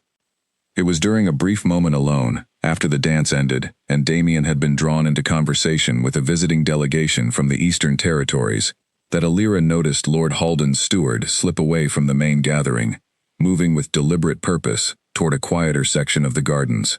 Something about his hurried, furtive manner caught her attention, and before she fully considered the wisdom of the decision, she found herself following at a discreet distance, grateful for the deep blue gown that allowed her to blend somewhat among the other guests still mingling near the garden's edge. The steward disappeared behind a tall hedge, and Elira slowed her approach, straining to catch fragments of a hushed conversation drifting from the other side. A second voice, one she did not recognize, spoke in low, urgent tones. The shipment arrives within the week. Once the northern reinforcements are in position, Lord Halden will have no further need for subtlety. And the girl? The steward asked. She continues to complicate matters. She'll be dealt with before the reinforcements arrive. Lord Halden has already arranged for someone within the palace kitchens to handle it more carefully this time. No blades, no obvious poison. A simple illness that no healer will question. Elira's heart pounded fiercely, every instinct screaming at her to remain perfectly still, perfectly silent, as the weight of what she'd just overheard settled over her. Reinforcements, a shipment, a plan already moving forward, with her own death now arranged through someone hidden within the very kitchens that fed the entire palace. A twig snapped beneath her foot, and the hushed conversation on the other side of the hedge fell instantly silent.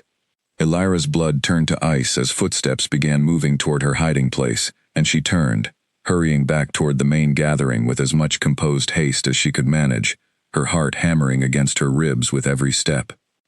She reached the edge of the pavilion just as Damien's gaze found hers across the crowd, some instinct clearly alerting him to her distress, even from a distance.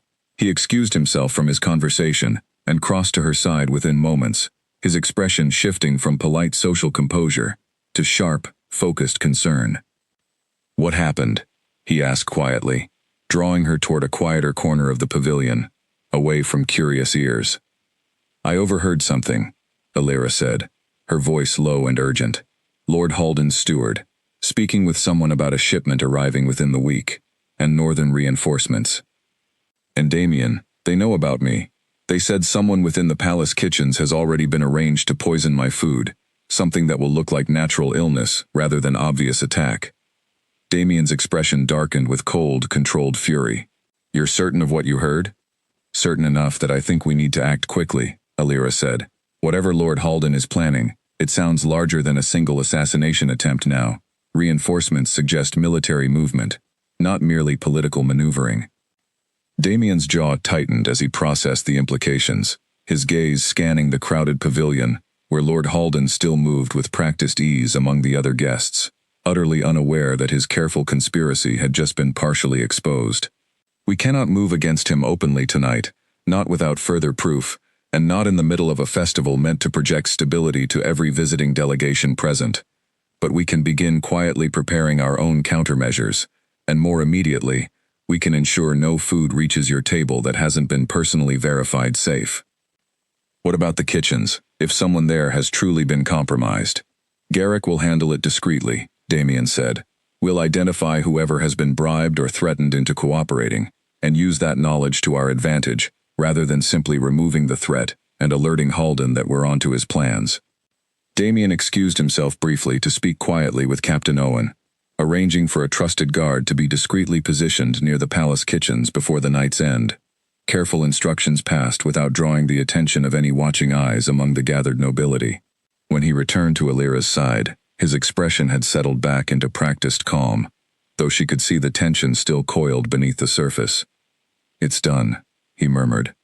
"Owen will identify the compromised kitchen staff by morning, without alerting anyone to our suspicion. In the meantime, you'll eat only what Priya personally brings you, prepared under her direct supervision. This feels like living inside a puzzle, where every piece might be poisoned," Elira said, attempting a weak, humorless joke that nonetheless carried real unease beneath it. "An apt description, unfortunately," Damien admitted, guiding her gently back toward the main pavilion, where the festivities continued, though he kept his voice low enough that only she could hear him. "I'm sorry you've been pulled into all of this so suddenly and so completely. You deserved a gentler introduction to whatever this bond between us has become." "I don't regret it," Elira said, surprising herself with the honesty of the admission. "Frightened as I am, I would rather stand here beside you, facing this danger honestly, than spend another year hidden away in my stepmother's kitchen, invisible and unwanted. Whatever comes next, I would rather face it as someone who matters, than continue existing as someone who doesn't." Damien's expression gentled into something achingly tender at her words, and for a moment, standing together beneath the glowing lanterns, with danger still coiled somewhere in the shadows around them, Neither of them said anything further, simply allowing the quiet understanding between them to settle into something unspoken but deeply felt. The remainder of the festival passed in a tense blur for Alira, her earlier enjoyment of the music and celebration replaced by watchful unease as she remained close to Damien's side, acutely aware of every servant carrying food or drink near their table, every unfamiliar face moving through the crowd. She caught Lady Priscilla watching her once more from across the pavilion, the noblewoman's expression carrying that same sharp, calculating curiosity from their earlier encounter, though Alira had little energy left to consider what schemes might be forming behind that polished exterior. As the evening celebrations finally began winding down, and guests started retiring to their assigned quarters throughout the palace, Damien guided Alira quietly back toward their private chambers, his hand resting protectively at the small of her back, as they moved through corridors now patrolled by considerably more guards than the casual observer might have noticed during the festival itself. "You did well tonight," he told her once they reached the privacy of her chamber. "What you overheard may prove invaluable, even if we cannot yet act on it openly. You may have just given us the advantage we needed." "I was terrified the entire time," Alira admitted. "I thought that steward's companion had heard me, that I was about to be caught." "But you weren't," Damien said gently, cupping her face in his hands with the same careful tenderness he had shown before. "You kept your composure, gathered crucial information, and returned safely. That courage is precisely what I've come to admire so deeply in you, Alira." She leaned into his touch, the lingering fear of the evening slowly giving way to the warm comfort of his presence. "What happens now?" "Now," Damien said, "we prepare. Garrick will investigate the kitchen staff discreetly. Captain Owen will quietly strengthen security throughout the palace without alerting Halden to our awareness, and I will begin drafting careful correspondence to our allied territories, ensuring their support should this conflict escalate beyond quiet conspiracy into something more openly dangerous." "And House Halden's reinforcements, the shipment they mentioned?" "We'll need to determine what exactly is being shipped, and to where," Damien said grimly. "If Halden is amassing weapons or additional soldiers under cover of ordinary trade, we may be looking at preparations for war, not merely another assassination attempt. That changes the scope of everything we're facing." The weight of that realization settled heavily over the room, the earlier warmth of the festival's music and dancing feeling suddenly distant against the looming shadow of a conflict that threatened to consume far more than just two lives caught in an unexpected fated bond. Alira thought of the kingdom beyond the palace walls, of ordinary families, like the ones she'd glimpsed in the village on her journey here, unaware that their peaceful lives might soon be threatened by ambitions far beyond their control.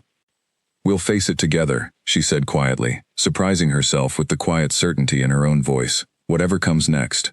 Damien's expression softened, something deeply grateful moving behind his gray eyes.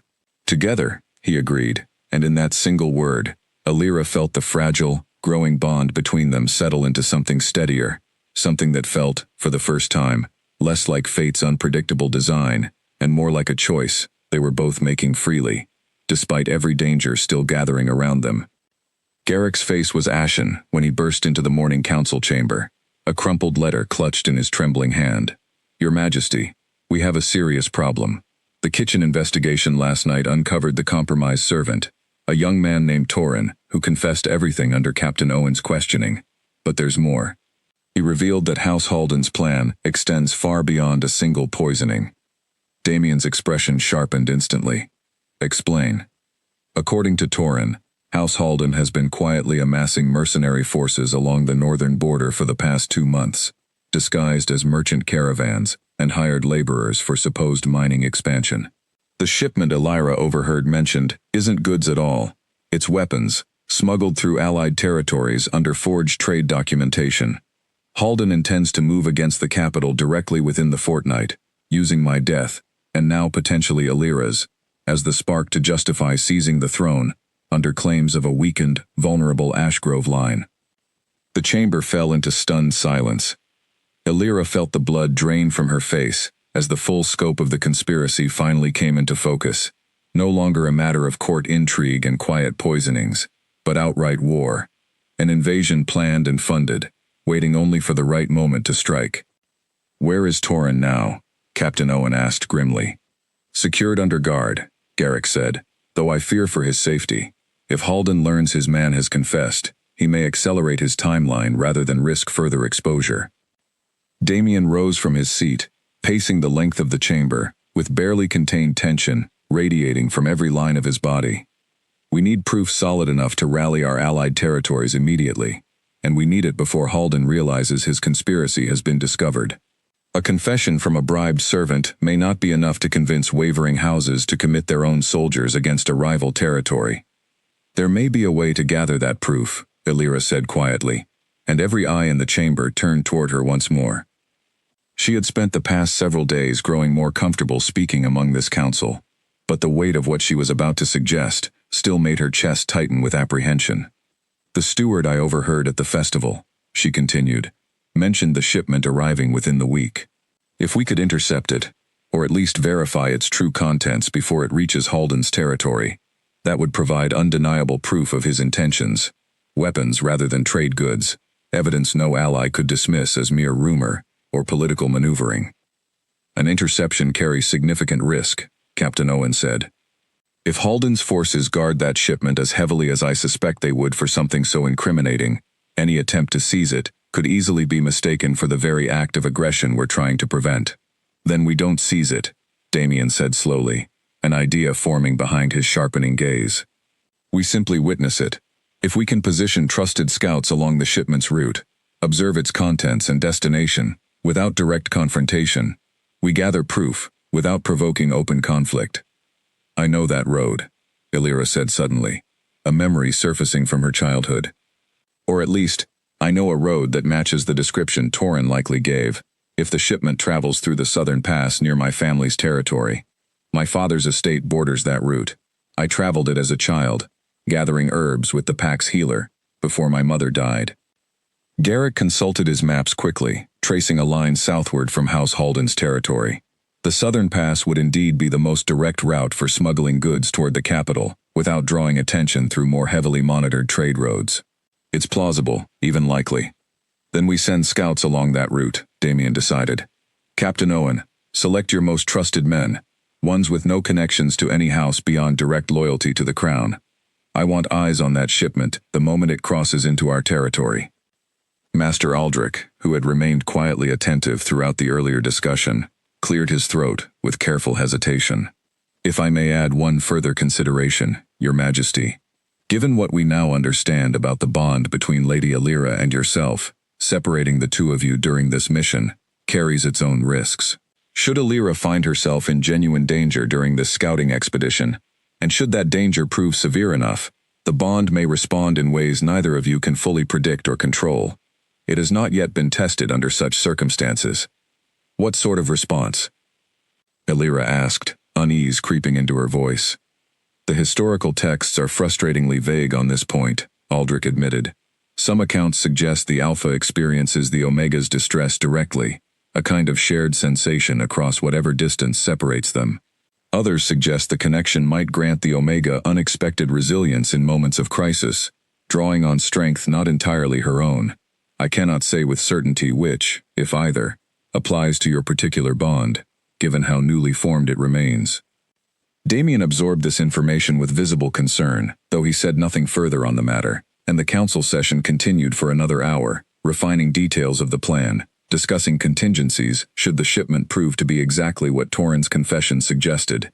Illyra listened with growing unease, aware that whatever proof they gathered would likely accelerate the conflict rather than prevent it, forcing House Halden's hand before he was fully prepared, or worse, confirming suspicions that would plunge the kingdom into the very war everyone had hoped to avoid.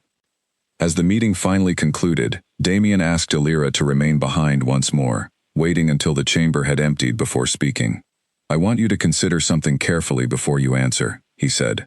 Given your knowledge of that southern route, and given what we now understand about the danger you personally represent to Halden's plans, I would understand entirely if you wish to remain here at the palace, safely removed from whatever unfolds next. You're asking if I want to stay behind, Illyra said. I'm asking if you feel it's necessary for your own safety, Damien clarified. Not whether you're capable. I've seen enough these past days to know you're capable of far more than anyone, myself included, initially gave you credit for. Elira considered his words carefully, weighing the fear that still lived in her chest against the strange, unfamiliar sense of purpose that had grown alongside it since that first desperate night in the palace hall. She thought of her family's estate bordering that southern pass, of Nora still working in that kitchen, unaware of the danger now gathering so close to home. "My family's land borders that road," she said finally. "If Halden's forces move through that pass, my family, whatever their faults, could be caught in the middle of whatever conflict follows. I want to help, not simply because of the bond between us, but because people I still care about, however imperfectly, live in the path of what's coming." Damien studied her for a long moment, something like quiet pride softening his expression. "Then we'll plan carefully, and you'll travel with proper protection every step of the way. I won't lose you to this conflict, Elira. Not after everything we've already survived together." 3 days later, a small party set out from the palace under the guise of a routine trade inspection, Elira traveling alongside Captain Owen, Callan, and 4 additional guards, hand-picked for their unwavering loyalty and discretion. Damien had wanted to accompany them personally, but Garrick and the full council had argued forcefully against the king leaving the capital during such a precarious moment, particularly with growing evidence of an imminent threat. Reluctantly, Damien had agreed to remain behind, though his farewell to Elira before their departure carried a weight of unspoken worry, neither of them fully voiced aloud. "I don't like this," he admitted quietly, as Priya helped secure Elira's traveling cloak in the dim light of the stables. "Every instinct I possess tells me to ride south with you myself, council objections aside." "Garrick is right, that you can't leave the capital right now," Elira said gently. "If something happened here while you were away, if Halden struck at the palace itself while your attention was elsewhere, the consequences could be far worse than anything we might face on that road. That doesn't make watching you ride toward danger any easier." Damien's hands lingered at the clasp of her cloak longer than strictly necessary, his gray eyes searching her face, as though trying to memorize every detail before she disappeared from his sight. "Master Aldrich's warning troubles me more than I let on during the council session. If something happens to you out there, and I feel it somehow, sense it across whatever distance separates us, I don't know what that will do to me, or whether I'll be able to remain here and trust Captain Owen to handle it, rather than riding after you myself regardless of the consequences." "Then let's hope it doesn't come to that," Elira said, though her own voice carried less confidence than she wished it did. "Return to me safely," he had said, holding her face gently between his hands in the quiet privacy of the palace stables before dawn. "Whatever you discover on that road, your safety matters more to me than any proof we might gather." "I'll be careful," Elira had promised, though even as she spoke the words, some deep instinct told her that careful might not be enough against whatever awaited them on that southern pass. The journey southward took the better part of 2 days, winding through familiar countryside that stirred old memories in Elira's chest, memories of childhood errands and quiet moments of peace, stolen away from her stepmother's watchful cruelty. Along the way, she pointed out small landmarks to Callan, a stream where she had once gathered watercress with the pack healer, a cluster of ancient oaks where she had hidden as a child whenever Miriam's temper grew too sharp to endure indoors. Callan listened with genuine interest, asking gentle questions that allowed Elira to speak more freely about her childhood than she had with almost anyone beyond Damien himself. "It's strange," she admitted, as their horses picked their way along a narrow forest trail, returning to this land now, so changed from the girl who once walked it unnoticed and unwanted. "I wonder if my family would even recognize me, dressed as I am now, traveling with royal guards instead of hauling tribute goods alone." "I suspect they'd recognize you well enough," Callan said. "Family has a way of seeing what they expect to see, regardless of how much a person has actually changed. Sometimes it takes a stranger's eyes to notice the difference properly." Elira considered his words thoughtfully, wondering whether Nora, at least, might notice something different in her now, some new steadiness or confidence that had not existed in the frightened, overlooked girl who had left that kitchen only weeks before. It felt like a lifetime ago, though barely any time had passed at all. As they drew closer to the border of her family's territory, the landscape grew more rugged, forested hills rising steeply on either side of the narrow southern pass that Torrens' confession had identified as the likely smuggling route. Captain Owen called a halt as dusk began settling over the pass, directing the party toward a concealed vantage point overlooking the road below, a rocky outcropping shadowed by dense pine cover that offered both concealment and a clear view of any traffic moving through the narrow valley. They settled in to wait, taking turns keeping watch through the cold night hours, the tension of anticipation growing heavier with each passing hour. It was Callan who spotted the first signs of movement, well before dawn on the second night of their vigil, a low whistle alerting the rest of the party to distant torchlight approaching from the northern end of the pass. Elira crept forward alongside Captain Owen, peering carefully through the concealing branches as a long line of heavily laden wagons came into view, escorted by armed riders whose careful, disciplined formation betrayed far more military precision than any ordinary merchant caravan would require. "Count the riders," Captain Owen murmured to one of his men, who began tallying the escort with practiced efficiency. As the wagons drew closer, passing almost directly beneath their concealed position, Elira caught glimpses beneath loosely secured canvas coverings, the unmistakable glint of steel, crates stamped with markings she did not recognize, but that Captain Owen's sharp intake of breath suggested he understood all too well. "Those are military-grade weapons," he whispered. "Enough to outfit several hundred soldiers, judging by the volume. This isn't merely supplementing existing forces. This is preparation for a sustained campaign." Elira's heart pounded as the full weight of what they were witnessing settled over her, undeniable proof of House Halden's true intentions, gathered exactly as they had hoped, yet somehow more terrifying now that it stood confirmed before her own eyes, rather than existing as mere suspicion and rumor. She thought of the ordinary families living throughout this region, her own flawed but familiar family among them, entirely unaware of the storm gathering along this quiet mountain pass. As the last of the wagons began disappearing around a bend further south, one of Captain Owen's men shifted his position slightly to gain a better vantage point, and a small stone dislodged beneath his boot, tumbling down the rocky slope with a clatter that seemed impossibly loud in the pre-dawn stillness. The effect was immediate. Shouts rose from the escort below, torches swinging upward toward their concealed position as armed riders wheeled their horses around, weapons drawn. "They've spotted us," Captain Owen hissed. "Fall back, now, quietly if possible, but move." The party began retreating through the dense pine cover, moving as swiftly and silently as the terrain allowed, but the sound of pursuing horses soon confirmed their discovery had not gone unnoticed. Elira's heart hammered as she scrambled up the steep, uneven ground alongside Callan, branches tearing at her traveling clothes as the sound of shouting riders grew steadily closer behind them. "There's a ridge ahead," Captain Owen called out, his voice tight with controlled urgency. "If we can reach the far side before they catch up, the terrain favors us. Too steep and narrow for horses to follow directly." They pushed forward with desperate speed, lungs burning from the exertion and thin mountain air, until the ridge finally came into view ahead, a narrow, rocky spine separating the pass from the denser forest beyond. Elira's foot caught on an exposed root just as they reached the base of the ridge, and she stumbled hard, pain shooting through her ankle as she went down onto the unforgiving ground. "Elira!" Callan was at her side instantly, hauling her back to her feet despite her sharp gasp of pain. "Can you walk?" "I have to," she managed through gritted teeth, forcing weight onto the injured ankle, despite the fire that shot up her leg with every step.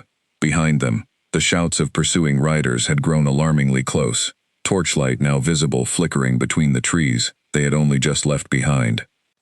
Captain Owen positioned himself at the rear of their small group, sword drawn, as the rest of the party scrambled up the narrow ridge path ahead.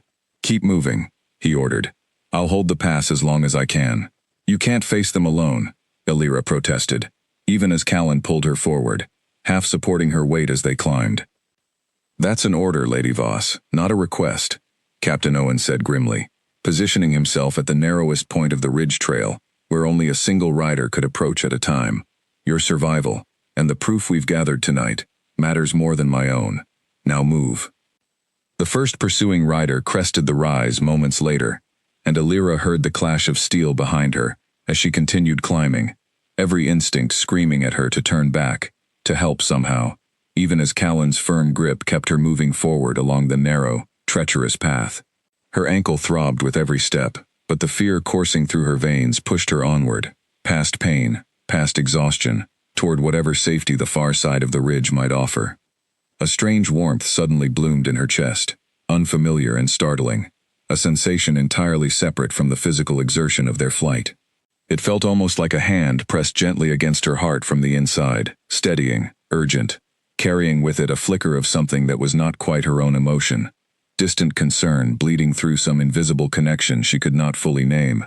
She stumbled slightly at the sensation, and Callan tightened his grip on her arm. "What is it?" he asked, alarm sharpening his voice. "I don't know," Alira gasped. "Something. I feel something strange, like the bond Master Aldrich spoke of.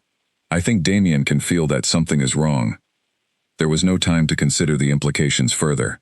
Behind them, the sounds of battle grew more chaotic, shouts and the ring of steel echoing up through the darkened pass, and one of Captain Owen's remaining guards called out that a second group of riders had circled around through a lower trail, attempting to cut off their retreat before they could reach the ridge's far side. "There," Callan said, pointing toward a narrow gap between two boulders just ahead, barely wide enough for a single person to pass through. "If we can reach that gap, the horses can't follow. We'll have to continue on foot from there, but it will slow them considerably." They pushed forward with renewed urgency, Alira gritting her teeth against the pain lancing up from her injured ankle with every step. Behind them, one of the remaining guards cried out, and Alira glanced back just long enough to see him fall beneath a rider's blade, the sight burning into her memory, even as Callan pulled her onward, refusing to let her slow or look back again. They reached the gap between the boulders just as torchlight flared close behind them, and Callan shoved Alira through first, following swiftly behind as the narrow passage opened onto a steep, forested slope, descending toward a moonlit valley below. Shouts of frustration rose from the riders left behind at the boulders, unable to force their mounts through the narrow gap, buying the fleeing party precious moments of distance. "Keep moving," Callan urged, half carrying Alira down the treacherous slope as the sounds of pursuit grew fainter behind them, though never entirely disappearing. "We need to reach the tree line before they find another way around." They stumbled and slid down the final stretch of the slope, finally reaching the relative cover of dense forest at the valley's edge, where Callan allowed them both a brief, gasping pause to catch their breath. Alira's ankle had swollen considerably by now, each throb of pain a sharp reminder of how precarious their situation remained. "Captain Owen," she managed between ragged breaths, "we can't just leave him." "He gave us an order," Callan said, though his voice carried its own grief and reluctance. "The best way to honor that sacrifice is to survive, Alira, and get whatever proof we've gathered back to the king. If Owen is still alive, he'll find his way back to the capital on his own. He's survived worse odds than this before." Alira wanted desperately to believe him, but the memory of clashing steel and desperate shouts continued echoing in her mind as they pressed onward through the darkened forest, moving as quickly as her injured ankle would allow. The strange warmth in her chest persisted, a distant thread of connection that seemed to pulse with something like reassurance whenever her fear threatened to overwhelm her entirely, as though Damien's own steady presence had somehow reached across the miles separating them, to offer what comfort it could. Dawn was beginning to lighten the eastern sky by the time they finally reached a small, abandoned woodcutter's shelter that Alira vaguely remembered from childhood excursions through this region, a simple structure of weathered timber tucked into a hollow between two hills, invisible from the main road above. Callan checked the surrounding area carefully before allowing them both inside, barring the door as best he could with a fallen beam. "We'll rest here until full daylight," he decided, finally allowing himself to sink onto the dirt floor, exhaustion evident in every line of his young face. "Traveling further in the dark risks losing our way entirely, and your ankle needs attention before we continue." Alira nodded wearily, allowing herself to finally process the full weight of what had happened, the confirmed proof of Halden's weapons shipment, Captain Owen's desperate stand at the ridge, the guard who had fallen defending their retreat, and the strange, undeniable pulse of connection that had steadied her through the worst of the flight. She thought of Damien, wondering what exactly he had felt across whatever distance separated them, whether he now knew, with whatever certainty the bond allowed, that she had survived the night's danger, or whether he remained trapped in helpless, agonizing uncertainty back at the capital. "Do you think he made it?" she asked quietly, unable to keep the worry from her voice. "Captain Owen?" Callan was quiet for a long moment before answering.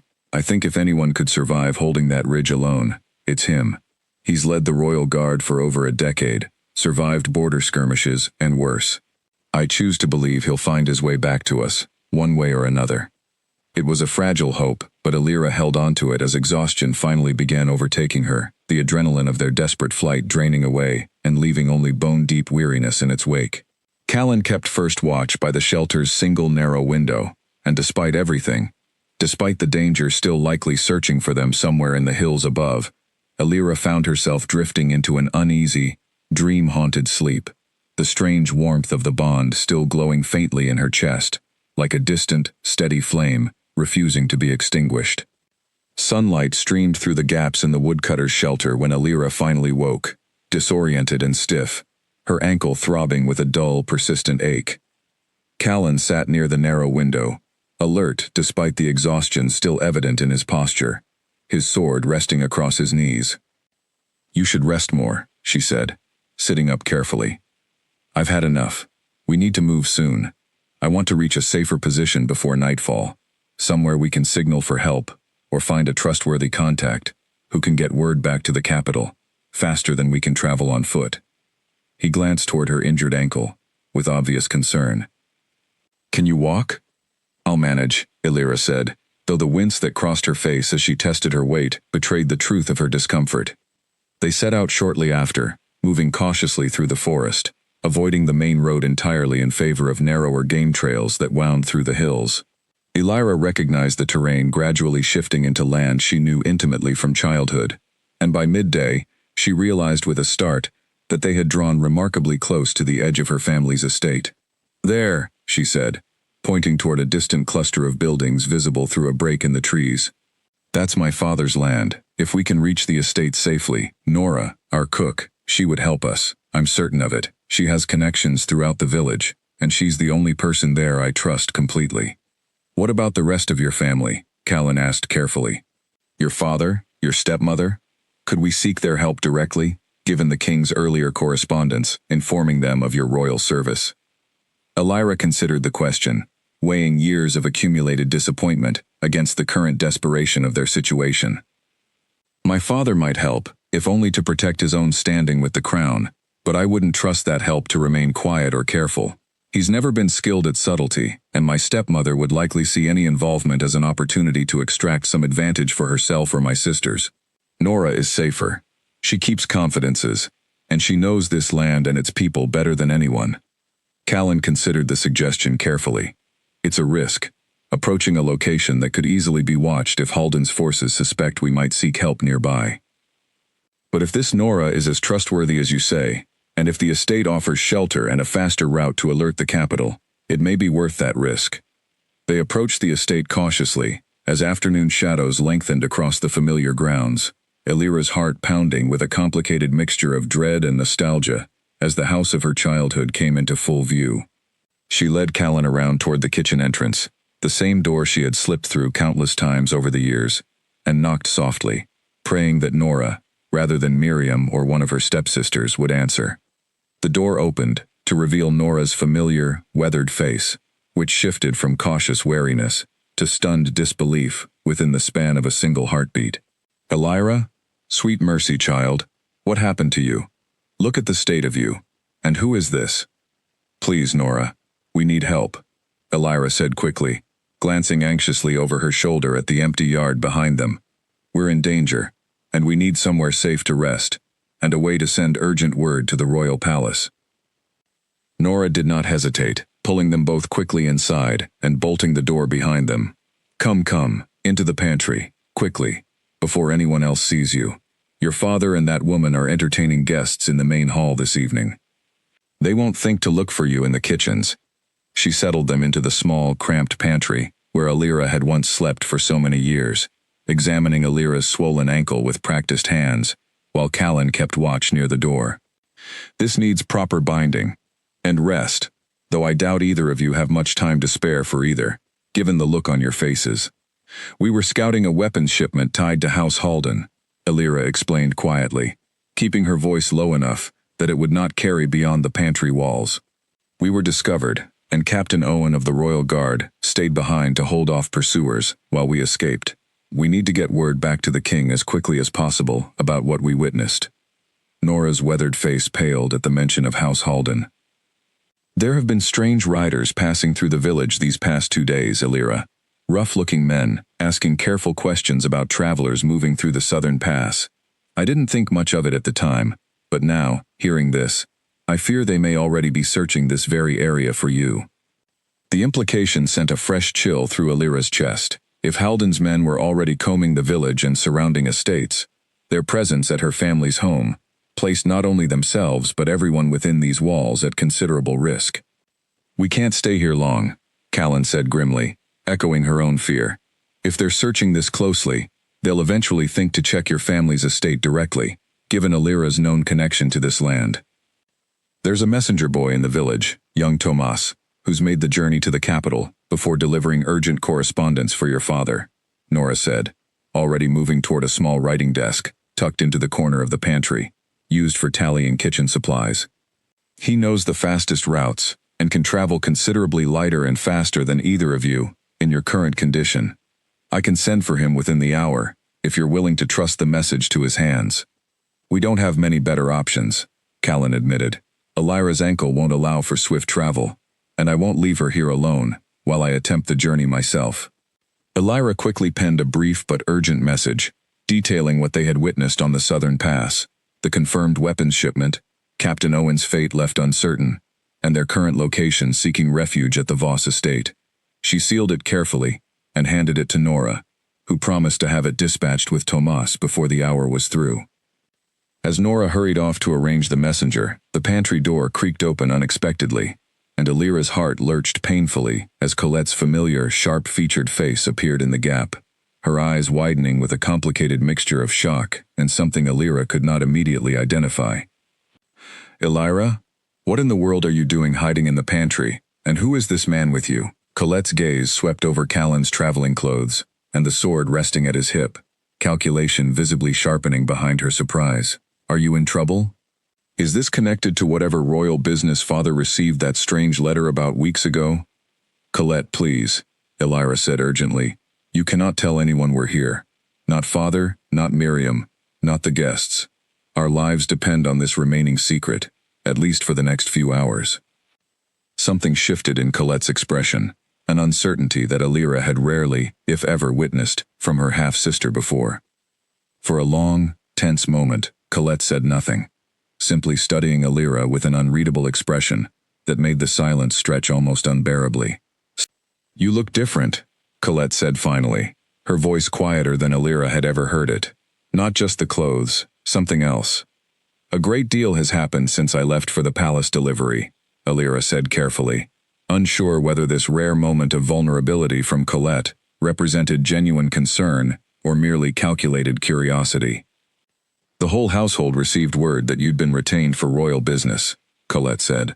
Mother was furious, convinced you'd somehow embarrassed the family, though father seemed strangely pleased at the prospect of royal favor. I didn't know what to believe. She hesitated, glancing once more at Callan's watchful presence, before continuing in a voice barely above a whisper. Are you truly in danger, Elira? Yes, Elira admitted. Serious danger, connected to a conspiracy against the crown. If the wrong people learn we're hiding here, it could endanger this entire household, not just myself. Colette's expression tightened with something that might have been fear, or perhaps, unexpectedly, genuine concern for her half-sister's welfare. I won't say anything, she said finally. Whatever else has passed between us, I wouldn't wish this kind of danger on you, or on this family. It was hardly a warm reconciliation, but the small, unexpected kindness settled something uncertain in Elira's chest nonetheless, a fragile crack in the cold wall that had always stood between them. Colette slipped back out of the pantry without another word, leaving Elira and Callan alone once more with the tense uncertainty of their situation. It was hardly a warm reconciliation, but the small, unexpected kindness settled something uncertain in Elira's chest nonetheless, a fragile crack in the cold wall that had always stood between them. Colette slipped back out of the pantry without another word, leaving Elira and Callan alone once more with the tense uncertainty of their situation. That was unexpected, Callan murmured once the door had closed fully. More than you know, Elira admitted. Colette has never once shown me kindness in my entire life. I don't quite know what to make of it. People surprise us sometimes, particularly when circumstances strip away whatever comfortable distance usually keeps them from showing their true feelings, Callan observed. Perhaps some part of her has always cared more than she was permitted to express, surrounded by a mother who clearly valued status over kindness. Elira considered this possibility, though old wounds made it difficult to fully embrace such generous interpretation of her half-sister's sudden change in demeanor. Still, she found herself hoping, however cautiously, that perhaps Colette's unexpected discretion signaled something more than mere self-interest, some flicker of genuine familial concern, buried beneath years of learned coldness. Nora returned shortly after, confirming that young Tomas had been dispatched with the urgent message, promising to reach the capital by the following evening, if he rode without significant rest. "That's the fastest we can manage," she said. "In the meantime, you two need proper rest and food, and that ankle needs binding, before you attempt any further travel."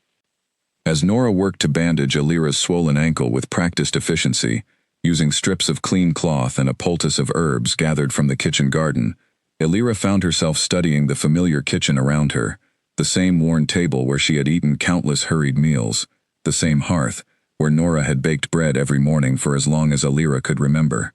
It felt strange, returning to this place now, as someone changed so fundamentally by the events of the past weeks, carrying secrets and dangers this humble kitchen had never before contained.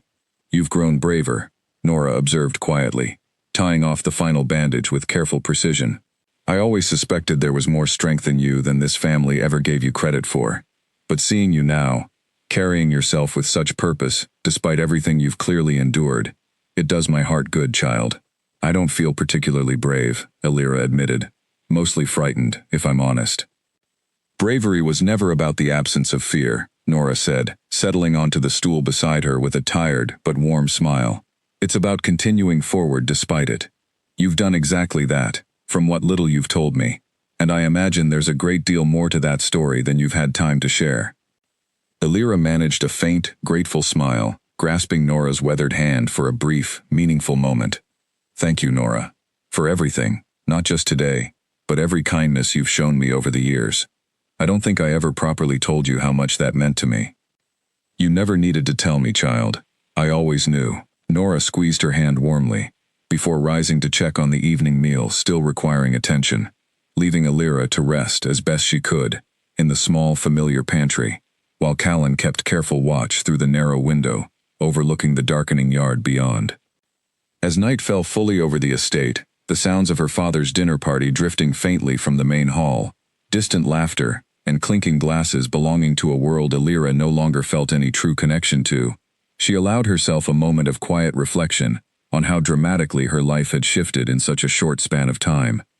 As night fell fully over the estate, the sounds of her father's dinner party drifting faintly from the main hall, distant laughter, and clinking glasses belonging to a world Elira no longer felt any true connection to, she allowed herself a moment of quiet reflection on how dramatically her life had shifted in such a short span of time. Through the thin pantry wall, she could faintly make out her father's voice addressing his guests, boasting, as he often did, about connections and alliances that painted his modest estate in a grander light than it truly deserved. She wondered whether he had any idea how close real danger now lurked beneath his own roof, whether the careful, calculated version of reality he presented to his guests would survive contact with the truth she now carried. It struck her as almost tragic how thoroughly her family had built their lives around appearances and status, while genuine courage and sacrifice, the kind she had witnessed from Captain Owen, from Callan, even from Colette's small, unexpected kindness tonight, seemed to exist entirely outside their understanding. From invisible, unwanted daughter to a woman now central to a kingdom's survival, hunted by conspirators, protected by a king's growing affection, and bound by some ancient, mysterious fate she was only beginning to understand.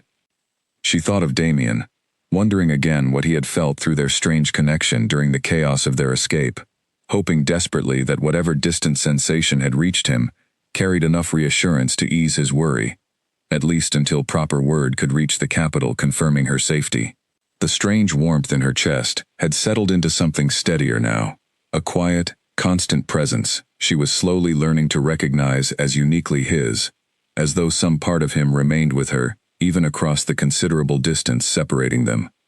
Callan shifted near the window, his posture tensing suddenly. "Riders," he said quietly.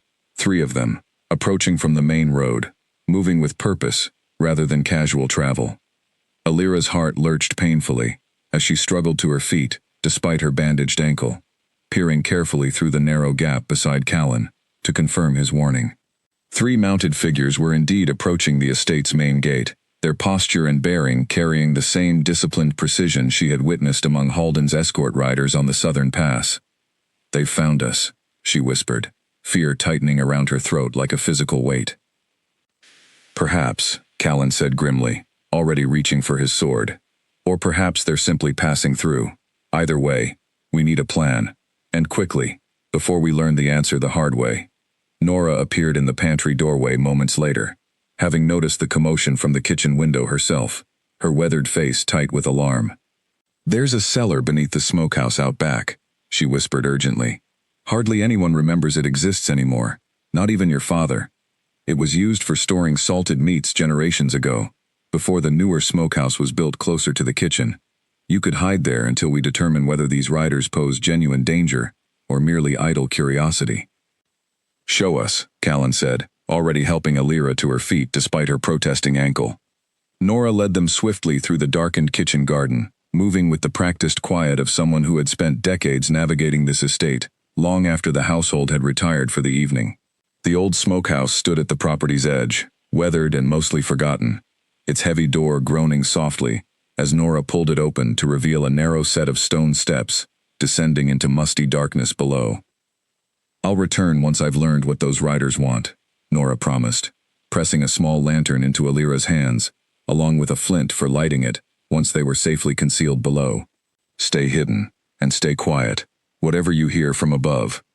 Alira and Callan descended into the cramped cellar, the heavy door swinging shut above them, sealing them into darkness broken only by the small lantern's flickering glow.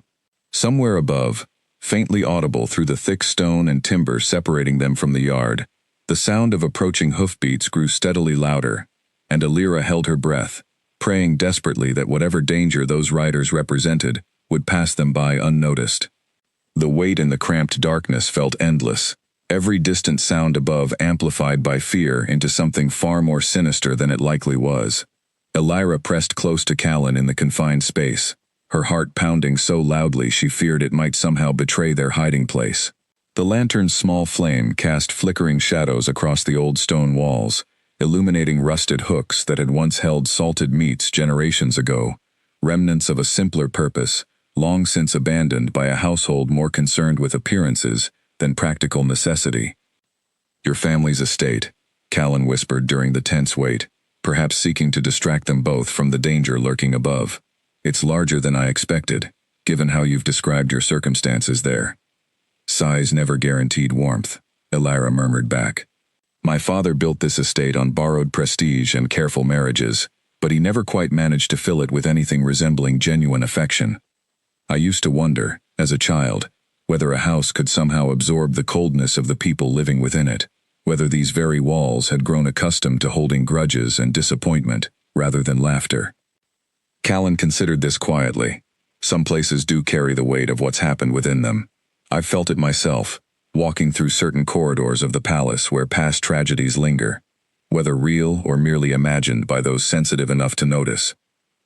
Perhaps your childhood home carries something similar. Minutes stretched into what felt like hours, though the small lantern's steady flame suggested barely 20 minutes had actually passed before the heavy cellar door creaked open above them. "It's Nora," a familiar voice called down softly, and Alira released a breath she hadn't realized she was holding, as the cook's weathered face appeared at the top of the stone steps. "What happened?" Callan asked, already moving to help Alira climb back up toward the yard. "They were indeed searching for you," Nora confirmed grimly, once they had emerged fully into the cool night air. "Claimed to be royal messengers, seeking a missing tribute delivery girl, though something about their manner struck me as far too rough and calculating for genuine palace messengers. I told them the Voss delivery had been completed weeks ago, and that no such girl had returned to this estate since, They seemed suspicious, but eventually rode on toward the village. They'll likely search there next, Illyra said, worry creasing her brow. And if they question enough people, someone may eventually mention Tomas riding out with an urgent message. Then we haven't much time, Nora agreed. I think it's wisest if you continue on foot toward the capital yourselves, rather than waiting here for confirmation that your message arrived safely. If those riders return with more suspicion or reinforcements, this estate offers little true protection against determined searchers. Callan nodded in grim agreement. She's right. We've already put this household at unnecessary risk simply by seeking shelter here tonight. Better we move on before dawn, put more distance between ourselves and wherever those riders search next. Nora quickly gathered supplies for their journey: bread, dried meat, a fresh water skin, and a walking stick, to help ease the strain on Illyra's injured ankle. As she pressed the small bundle into Illyra's hands, her expression grew soft with worry and affection in equal measure. Be careful, child, she said. Whatever destiny has claimed you, whatever danger surrounds you now, know that you always have a place here, in this kitchen, in my heart, regardless of what title or fate the wider world assigns you. Thank you, Nora, Illyra said, embracing the older woman tightly, tears pricking at her eyes, despite her best efforts to remain composed. For everything. They set out under cover of darkness, moving carefully away from the estate and back toward the forested hills, avoiding the main road in favor of narrower paths that Illyra remembered from childhood wanderings. Her ankle protested with every step despite the walking stick's assistance, but the urgency of their situation left little room for complaint or rest.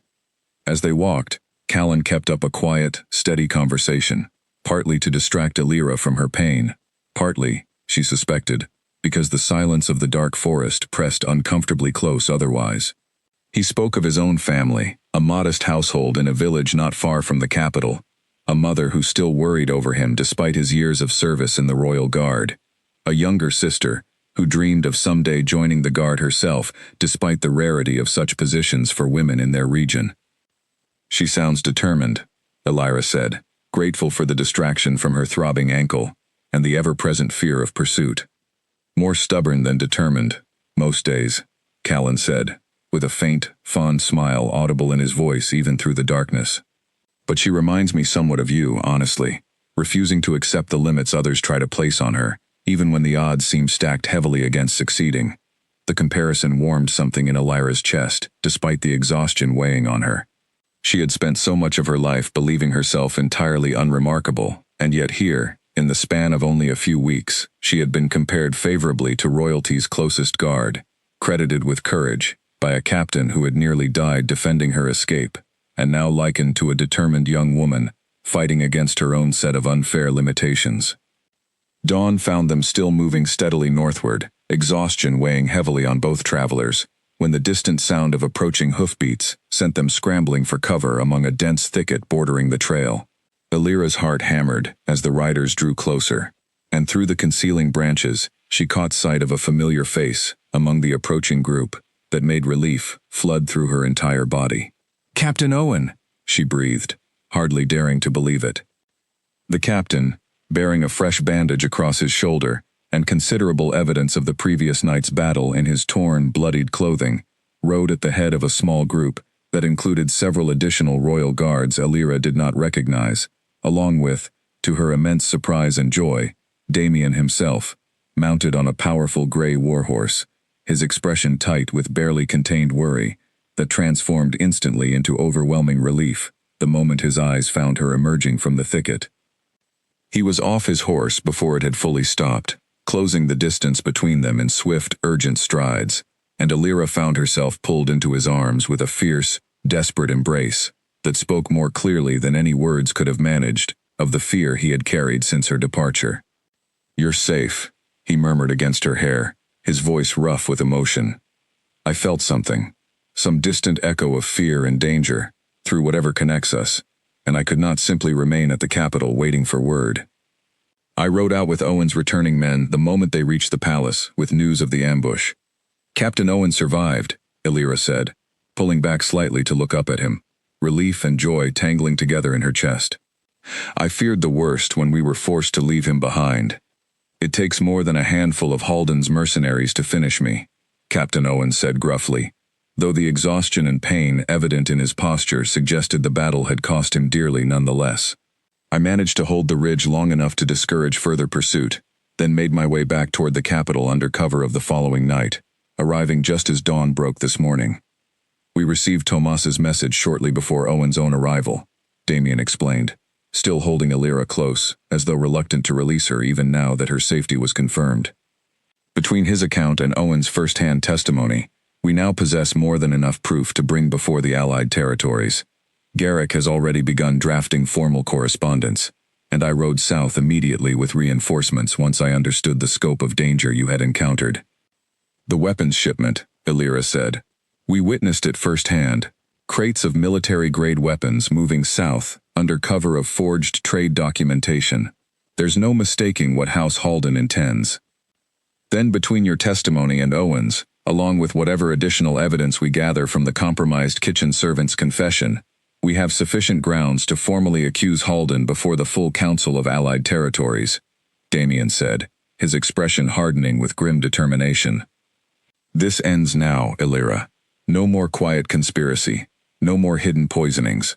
Halden's ambitions will be exposed for exactly what they are, before the eyes of every house whose support he still hopes to secure or intimidate into silence.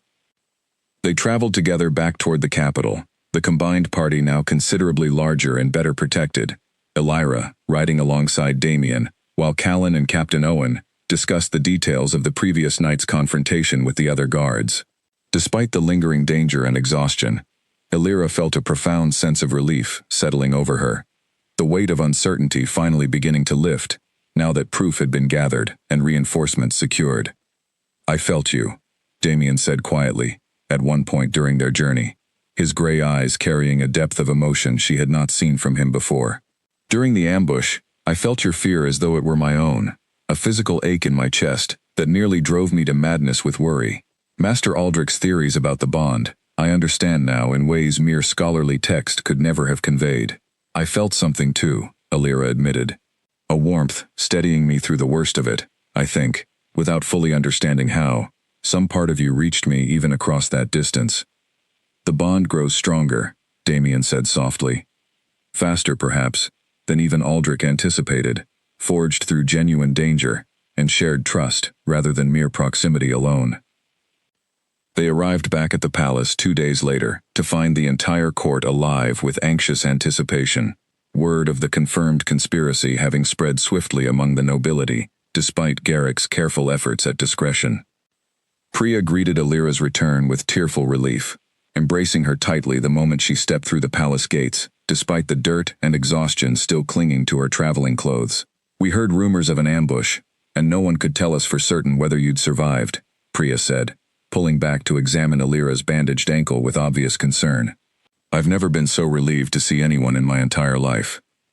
It's good to be back, Alira admitted, allowing herself to be fussed over, as Priya insisted on personally overseeing a proper bath and change of clothes before anything else, brushing aside Alira's protests that more urgent matters required her attention first. The council needs to hear what we discovered. The council will still be there in an hour, Priya said firmly, and you'll present yourself far more credibly as a proper witness than as someone who looks as though she's crawled through half the kingdom's forests, however true that description might currently be. Alira could not help but smile at the servant girl's practical insistence, grateful once more for the genuine friendship that had grown between them despite their difference in station. By the time she emerged properly bathed and dressed, her ankle freshly rebound by the palace healer, she felt considerably more prepared to face whatever demands the coming hours would bring. Damien called an emergency council session immediately, presenting the gathered evidence, Torrens' confession, Captain Owen's first-hand account of the ambush, and Alira's own detailed testimony regarding the weapons shipment she had witnessed. The council chamber buzzed with tense debate as representatives from various allied territories weighed the evidence, some expressing immediate outrage and demanding swift action against House Halden, others urging caution, given the potential for open warfare should accusations prove insufficient to secure widespread support. Alira stood beside Damien throughout the proceedings, her earlier nervousness at addressing such gatherings largely faded beneath the urgency of the moment. The evidence is clear, Damien addressed the assembled council with commanding authority. House Halden has moved beyond mere political ambition into outright treason and preparation for armed insurrection. I call upon this council to formally condemn Lord Halden's actions and unite behind the crown in whatever response becomes necessary to preserve this kingdom's stability." A tense silence followed his declaration, broken finally by an elderly representative from one of the northern territories rising slowly to his feet. "The Ashgrove Crown has my house's full support," he declared. "Whatever action becomes necessary to address this treachery, we stand united behind our king." One by one, other representatives voiced similar support, the tide of the council clearly turning firmly against House Halden's ambitions. Lady Priscilla Vane, seated among the nobility observing the proceedings, offered no open objection, though Elira caught the calculating glint in her eyes as she studied the shifting political landscape, clearly recalculating her own position now that the king's favor toward the once dismissed Omega had proven so publicly vindicated. Whatever schemes Priscilla might harbor regarding her own ambitions toward the crown, tonight at least, she remained carefully silent, unwilling to align herself against a king whose position had just been strengthened considerably by confirmed, undeniable evidence of treachery from a rival house. Elira watched Damien's shoulders ease slightly, with the visible relief of securing this crucial unity, though she knew the true confrontation with Halden himself still lay ahead, a reckoning that would determine whether this conflict could be resolved through formal accusation and diplomatic pressure, or whether it would ultimately require the very war they had all hoped desperately to avoid. As the council session finally concluded late into the evening, Garrick approached with fresh, urgent news that immediately shattered whatever brief relief had settled over the gathered nobility. "Your Majesty, we've received word that Lord Halden has already learned of the confirmed evidence against him. Rather than face formal accusation, he has begun mobilizing his forces openly, declaring the accusations a fabricated pretext for the crown to seize his territory unjustly. He marches toward the capital even now, claiming he acts only in defensive necessity." The chamber erupted into fresh alarm at this news, and Damien's expression hardened into cold, focused resolve. "Then we prepare for what comes next," he said. "Captain Owen, ready every available guard and rally. Whatever allied forces can reach the capital within the week. Garrick, continue securing formal commitments from every territory, willing to stand against this treachery. This kingdom will not fall to ambition dressed in false grievance." Elira felt the full weight of the coming conflict settle heavily over her chest, the quiet, hopeful days of growing closeness with Damien now overshadowed by the stark reality of war approaching their doorstep.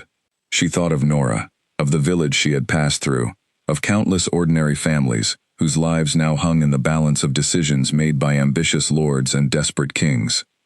Elira felt the full weight of the coming conflict settle heavily over her chest, the quiet, hopeful days of growing closeness with Damien, now overshadowed by the stark reality of war approaching their doorstep. She thought of Nora, of the village she had passed through, of countless ordinary families whose lives now hung in the balance of decisions made by ambitious lords and desperate kings.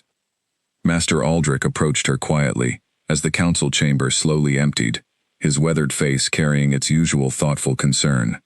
"I wish to speak with you privately, Elira, regarding what I've observed since your return.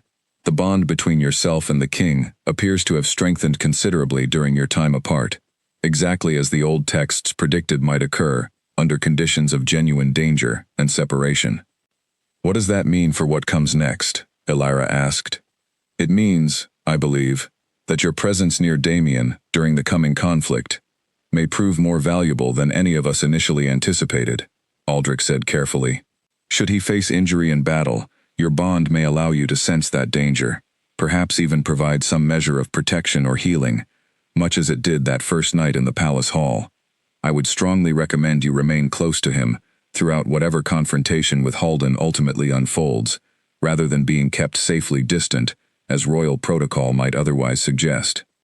The weight of this responsibility settled heavily over Elira's shoulders, an entirely new dimension to the danger she had already grown accustomed to facing. "I don't know if I'm prepared for that kind of role, Master Aldrich. I've never been trained for battle, never learned to fight beyond the desperate scrambling that got Callan and myself through our escape on the southern pass." "No one expects you to fight as a soldier does," Aldrich reassured her gently. only to remain close enough that whatever protection the bond offers can function as intended. That in itself may prove more valuable than any blade or shield in the coming days. That night, as preparations for the capital's defense began in earnest throughout the palace, Damien found her standing alone on a balcony overlooking the darkened grounds below, her expression troubled and distant. "You're worried," he observed, joining her at the railing. "I keep thinking of everyone who will suffer for Haldan's ambition," Elira admitted. "Soldiers on both sides, families caught in the path of whatever battles unfold, ordinary people who never asked to be part of any of this." "I share that concern," Damien said quietly. "Every king who values his people carries that weight, the knowledge that decisions made in council chambers translate into very real suffering on distant battlefields. I wish I could promise you a path forward that avoided such cost entirely, but Haldan has left us little choice, beyond capitulation, to his ambitions or resistance against them." "I know," Elira said. "I don't fault you for the choice you've made. I only grieve for what it will cost, regardless of how necessary it proves." Damien reached for her hand, threading his fingers through hers with quiet, steady comfort.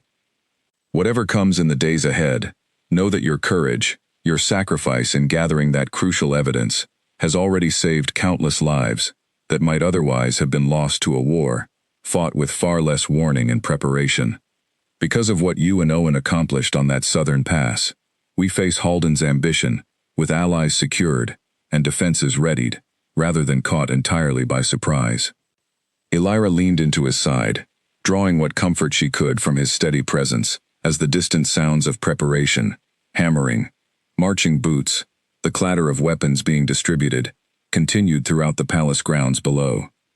Whatever battle lay ahead, she understood now, with a clarity that had grown steadily since that first desperate night in the palace hall, that she would face it standing firmly beside Damien, bound by fate, by choice, and by a bond that had proven, time and again, stronger than any danger arrayed against them.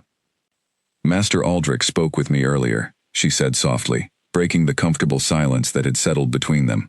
"He believes I should remain close to you during whatever confrontation comes, rather than being kept safely away, as tradition might otherwise dictate."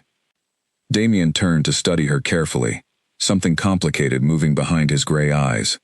"That thought terrifies me more than facing Haldan's entire army myself. I've only just found you, Elira.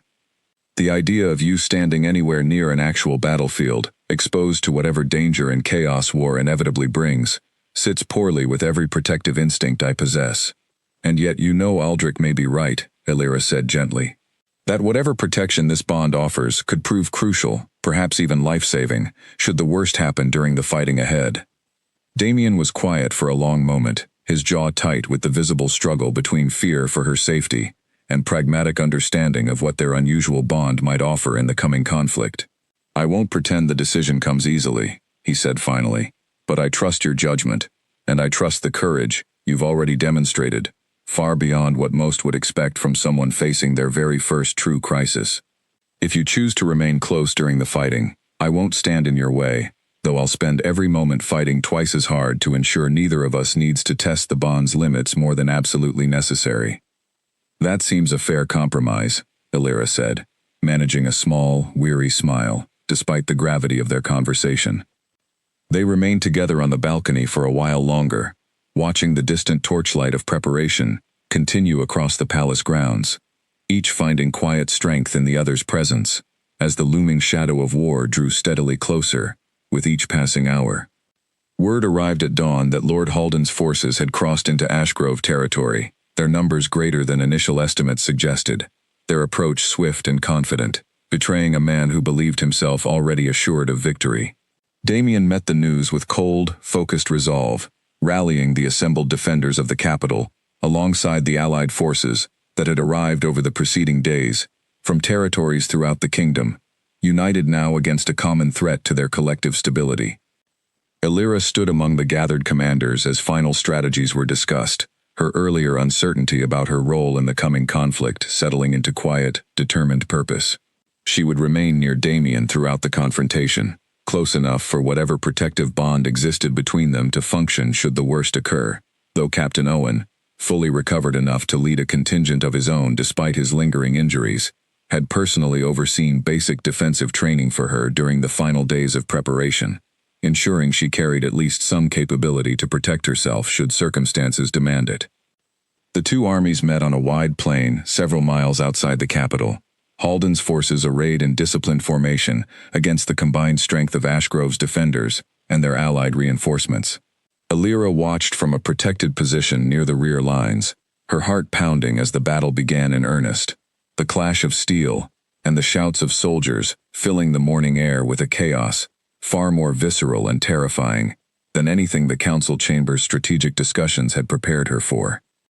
For hours, the battle raged with neither side gaining decisive advantage, and Alira watched with growing dread as Damien, leading his forces from near the front lines, despite Captain Owen's repeated urging toward greater caution, engaged directly with Halden's most skilled commanders, his sword work a testament to years of training that had, until now, remained largely theoretical to her.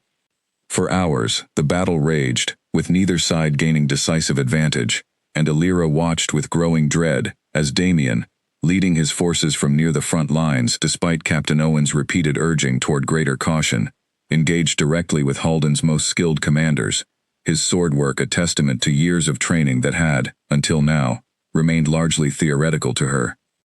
Beside her, Callan remained a steady, watchful presence, occasionally offering quiet reassurance as the chaos of battle unfolded before them. "He knows what he's doing," Callan said at one point, noticing her white-knuckled grip on the fabric of her cloak. "The king has led soldiers since he was barely more than a boy himself. Trust in his training, even as everything before us looks like chaos." "It's difficult to trust anything when the person you love is surrounded by so many blades," Alira admitted, her voice tight with barely contained fear. "That's the burden of loving someone who carries responsibility for an entire kingdom," Callan said gently, "but take heart. Whatever bond exists between you two has already proven itself stronger than mere chance or coincidence. I don't believe fate brought you this far only to abandon you both now." His words offered some small measure of comfort, though the fear did not fully leave her chest, as the battle continued to rage before them, soldiers falling on both sides. The once pristine plain churned into a chaotic landscape of mud and blood and desperate struggle. It was during a critical moment, as Halden's forces attempted a flanking maneuver that threatened to encircle Damien's position, that Alira felt the strange warmth of their bond flare suddenly into sharp, urgent alarm, a sensation entirely different from anything she had experienced before, carrying with it an unmistakable certainty that Damien faced immediate, mortal danger. "Something's wrong," she gasped, grabbing Callan's arm where he stood guarding her position. "Damien, he's in danger. I can feel it." She did not wait for permission or careful strategy, some instinct, far older than conscious thought, driving her forward, past Callan's alarmed protest, toward the chaotic front lines where she had last seen Damien's banner flying amid the fiercest fighting. Callan cursed and followed close behind, his sword drawn, doing his best to shield her from the worst of the surrounding chaos, as she pushed forward with desperate urgency.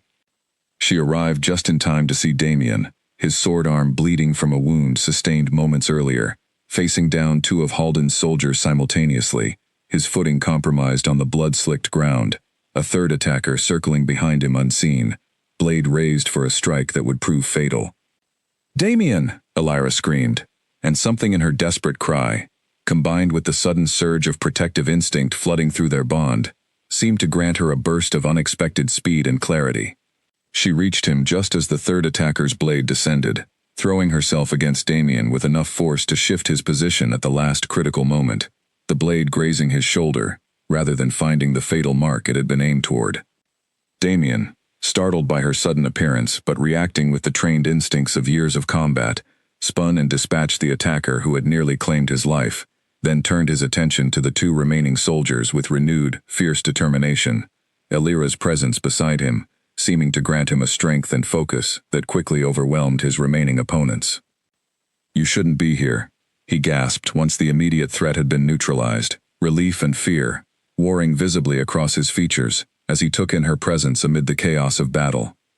"I felt you were in danger," Alira said, breathless from the desperate sprint and the lingering adrenaline of what had just occurred. "I couldn't simply stay back and hope for the best." Around them, the tide of battle seemed to shift, with sudden, dramatic force, as though Damien's near escape from death had galvanized his surrounding soldiers into renewed, ferocious effort. Word spread quickly through the ranks that the king had nearly fallen, saved only by the mysterious, fated presence of the Omega who had already saved his life once before. And that story, spreading like wildfire through the fighting forces, seemed to inspire the Ashgrove defenders, while simultaneously demoralizing Haldan's soldiers, many of whom had joined his cause more from coerced obligation than genuine loyalty to his ambitions.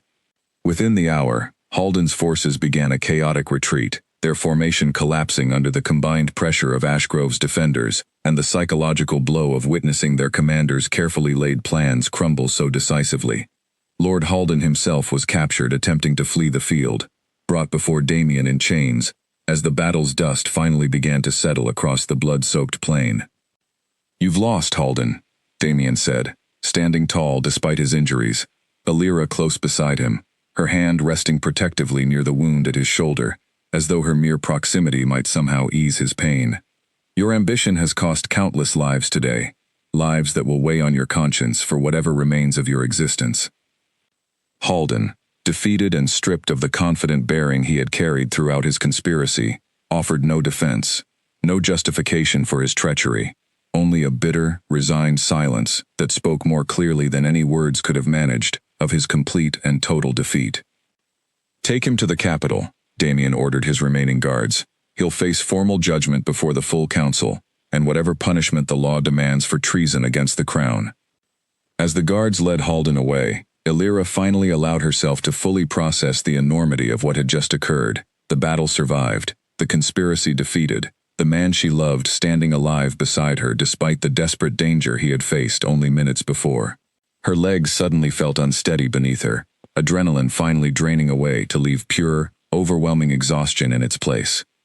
Damien caught her before she could stumble, his uninjured arm wrapping around her with fierce, protective tenderness. "You saved my life again," he murmured against her hair. "I don't know how I'll ever properly repay such a debt." "You don't owe me anything," Alira said, leaning into his embrace, despite the chaos and destruction still visible across the battlefield around them. "I would do it again, without hesitation, exactly as I did the first time." The weeks following the battle passed in a blur of formal proceedings. Lord Haldan's trial before the full council resulting in his permanent exile from Ashgrove territory, his lands and titles stripped and redistributed among loyal houses who had proven their allegiance during the conflict. Master Aldrich, meanwhile, dedicated himself fully to documenting the events of the past months, adding considerable new understanding to the ancient texts describing the fated bond phenomenon.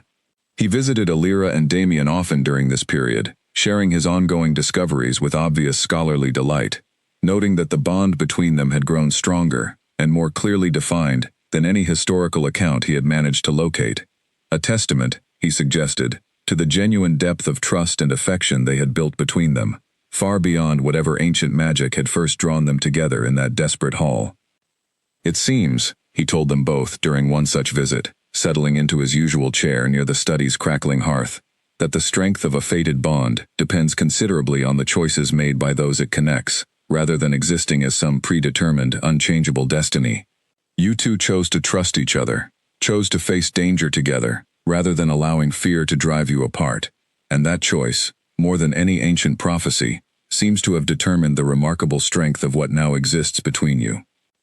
Alira found comfort in this observation, understanding at last that whatever mystical forces had first brought her and Damien together, the true foundation of their bond rested on choices they had made freely, courage they had each demonstrated repeatedly, and a growing love that owed as much to their own hearts as to any ancient, unexplainable magic. The kingdom, battered but ultimately triumphant, began the slow process of healing from the brief but costly war, rebuilding what had been damaged, and honoring those who had fallen in defense of the crown's legitimate authority.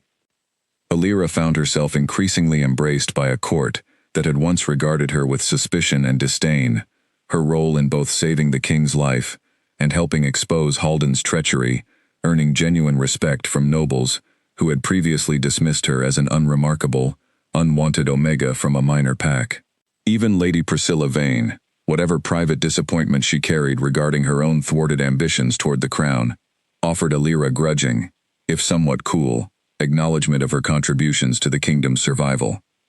Word of the battle and its outcome eventually reached the Voss estate, and Alira received a considerably warmer letter from her father than any communication she had known throughout her entire childhood, his tone carrying an obsequious eagerness that she recognized immediately as motivated more by newfound royal favor than genuine paternal affection. She read the letter with a strange, distant sadness, mourning not the loss of a relationship that had never truly existed, but the childhood that circumstance had denied her, the warmth and acceptance she had spent so many years desperately seeking from people who had never been capable of offering it.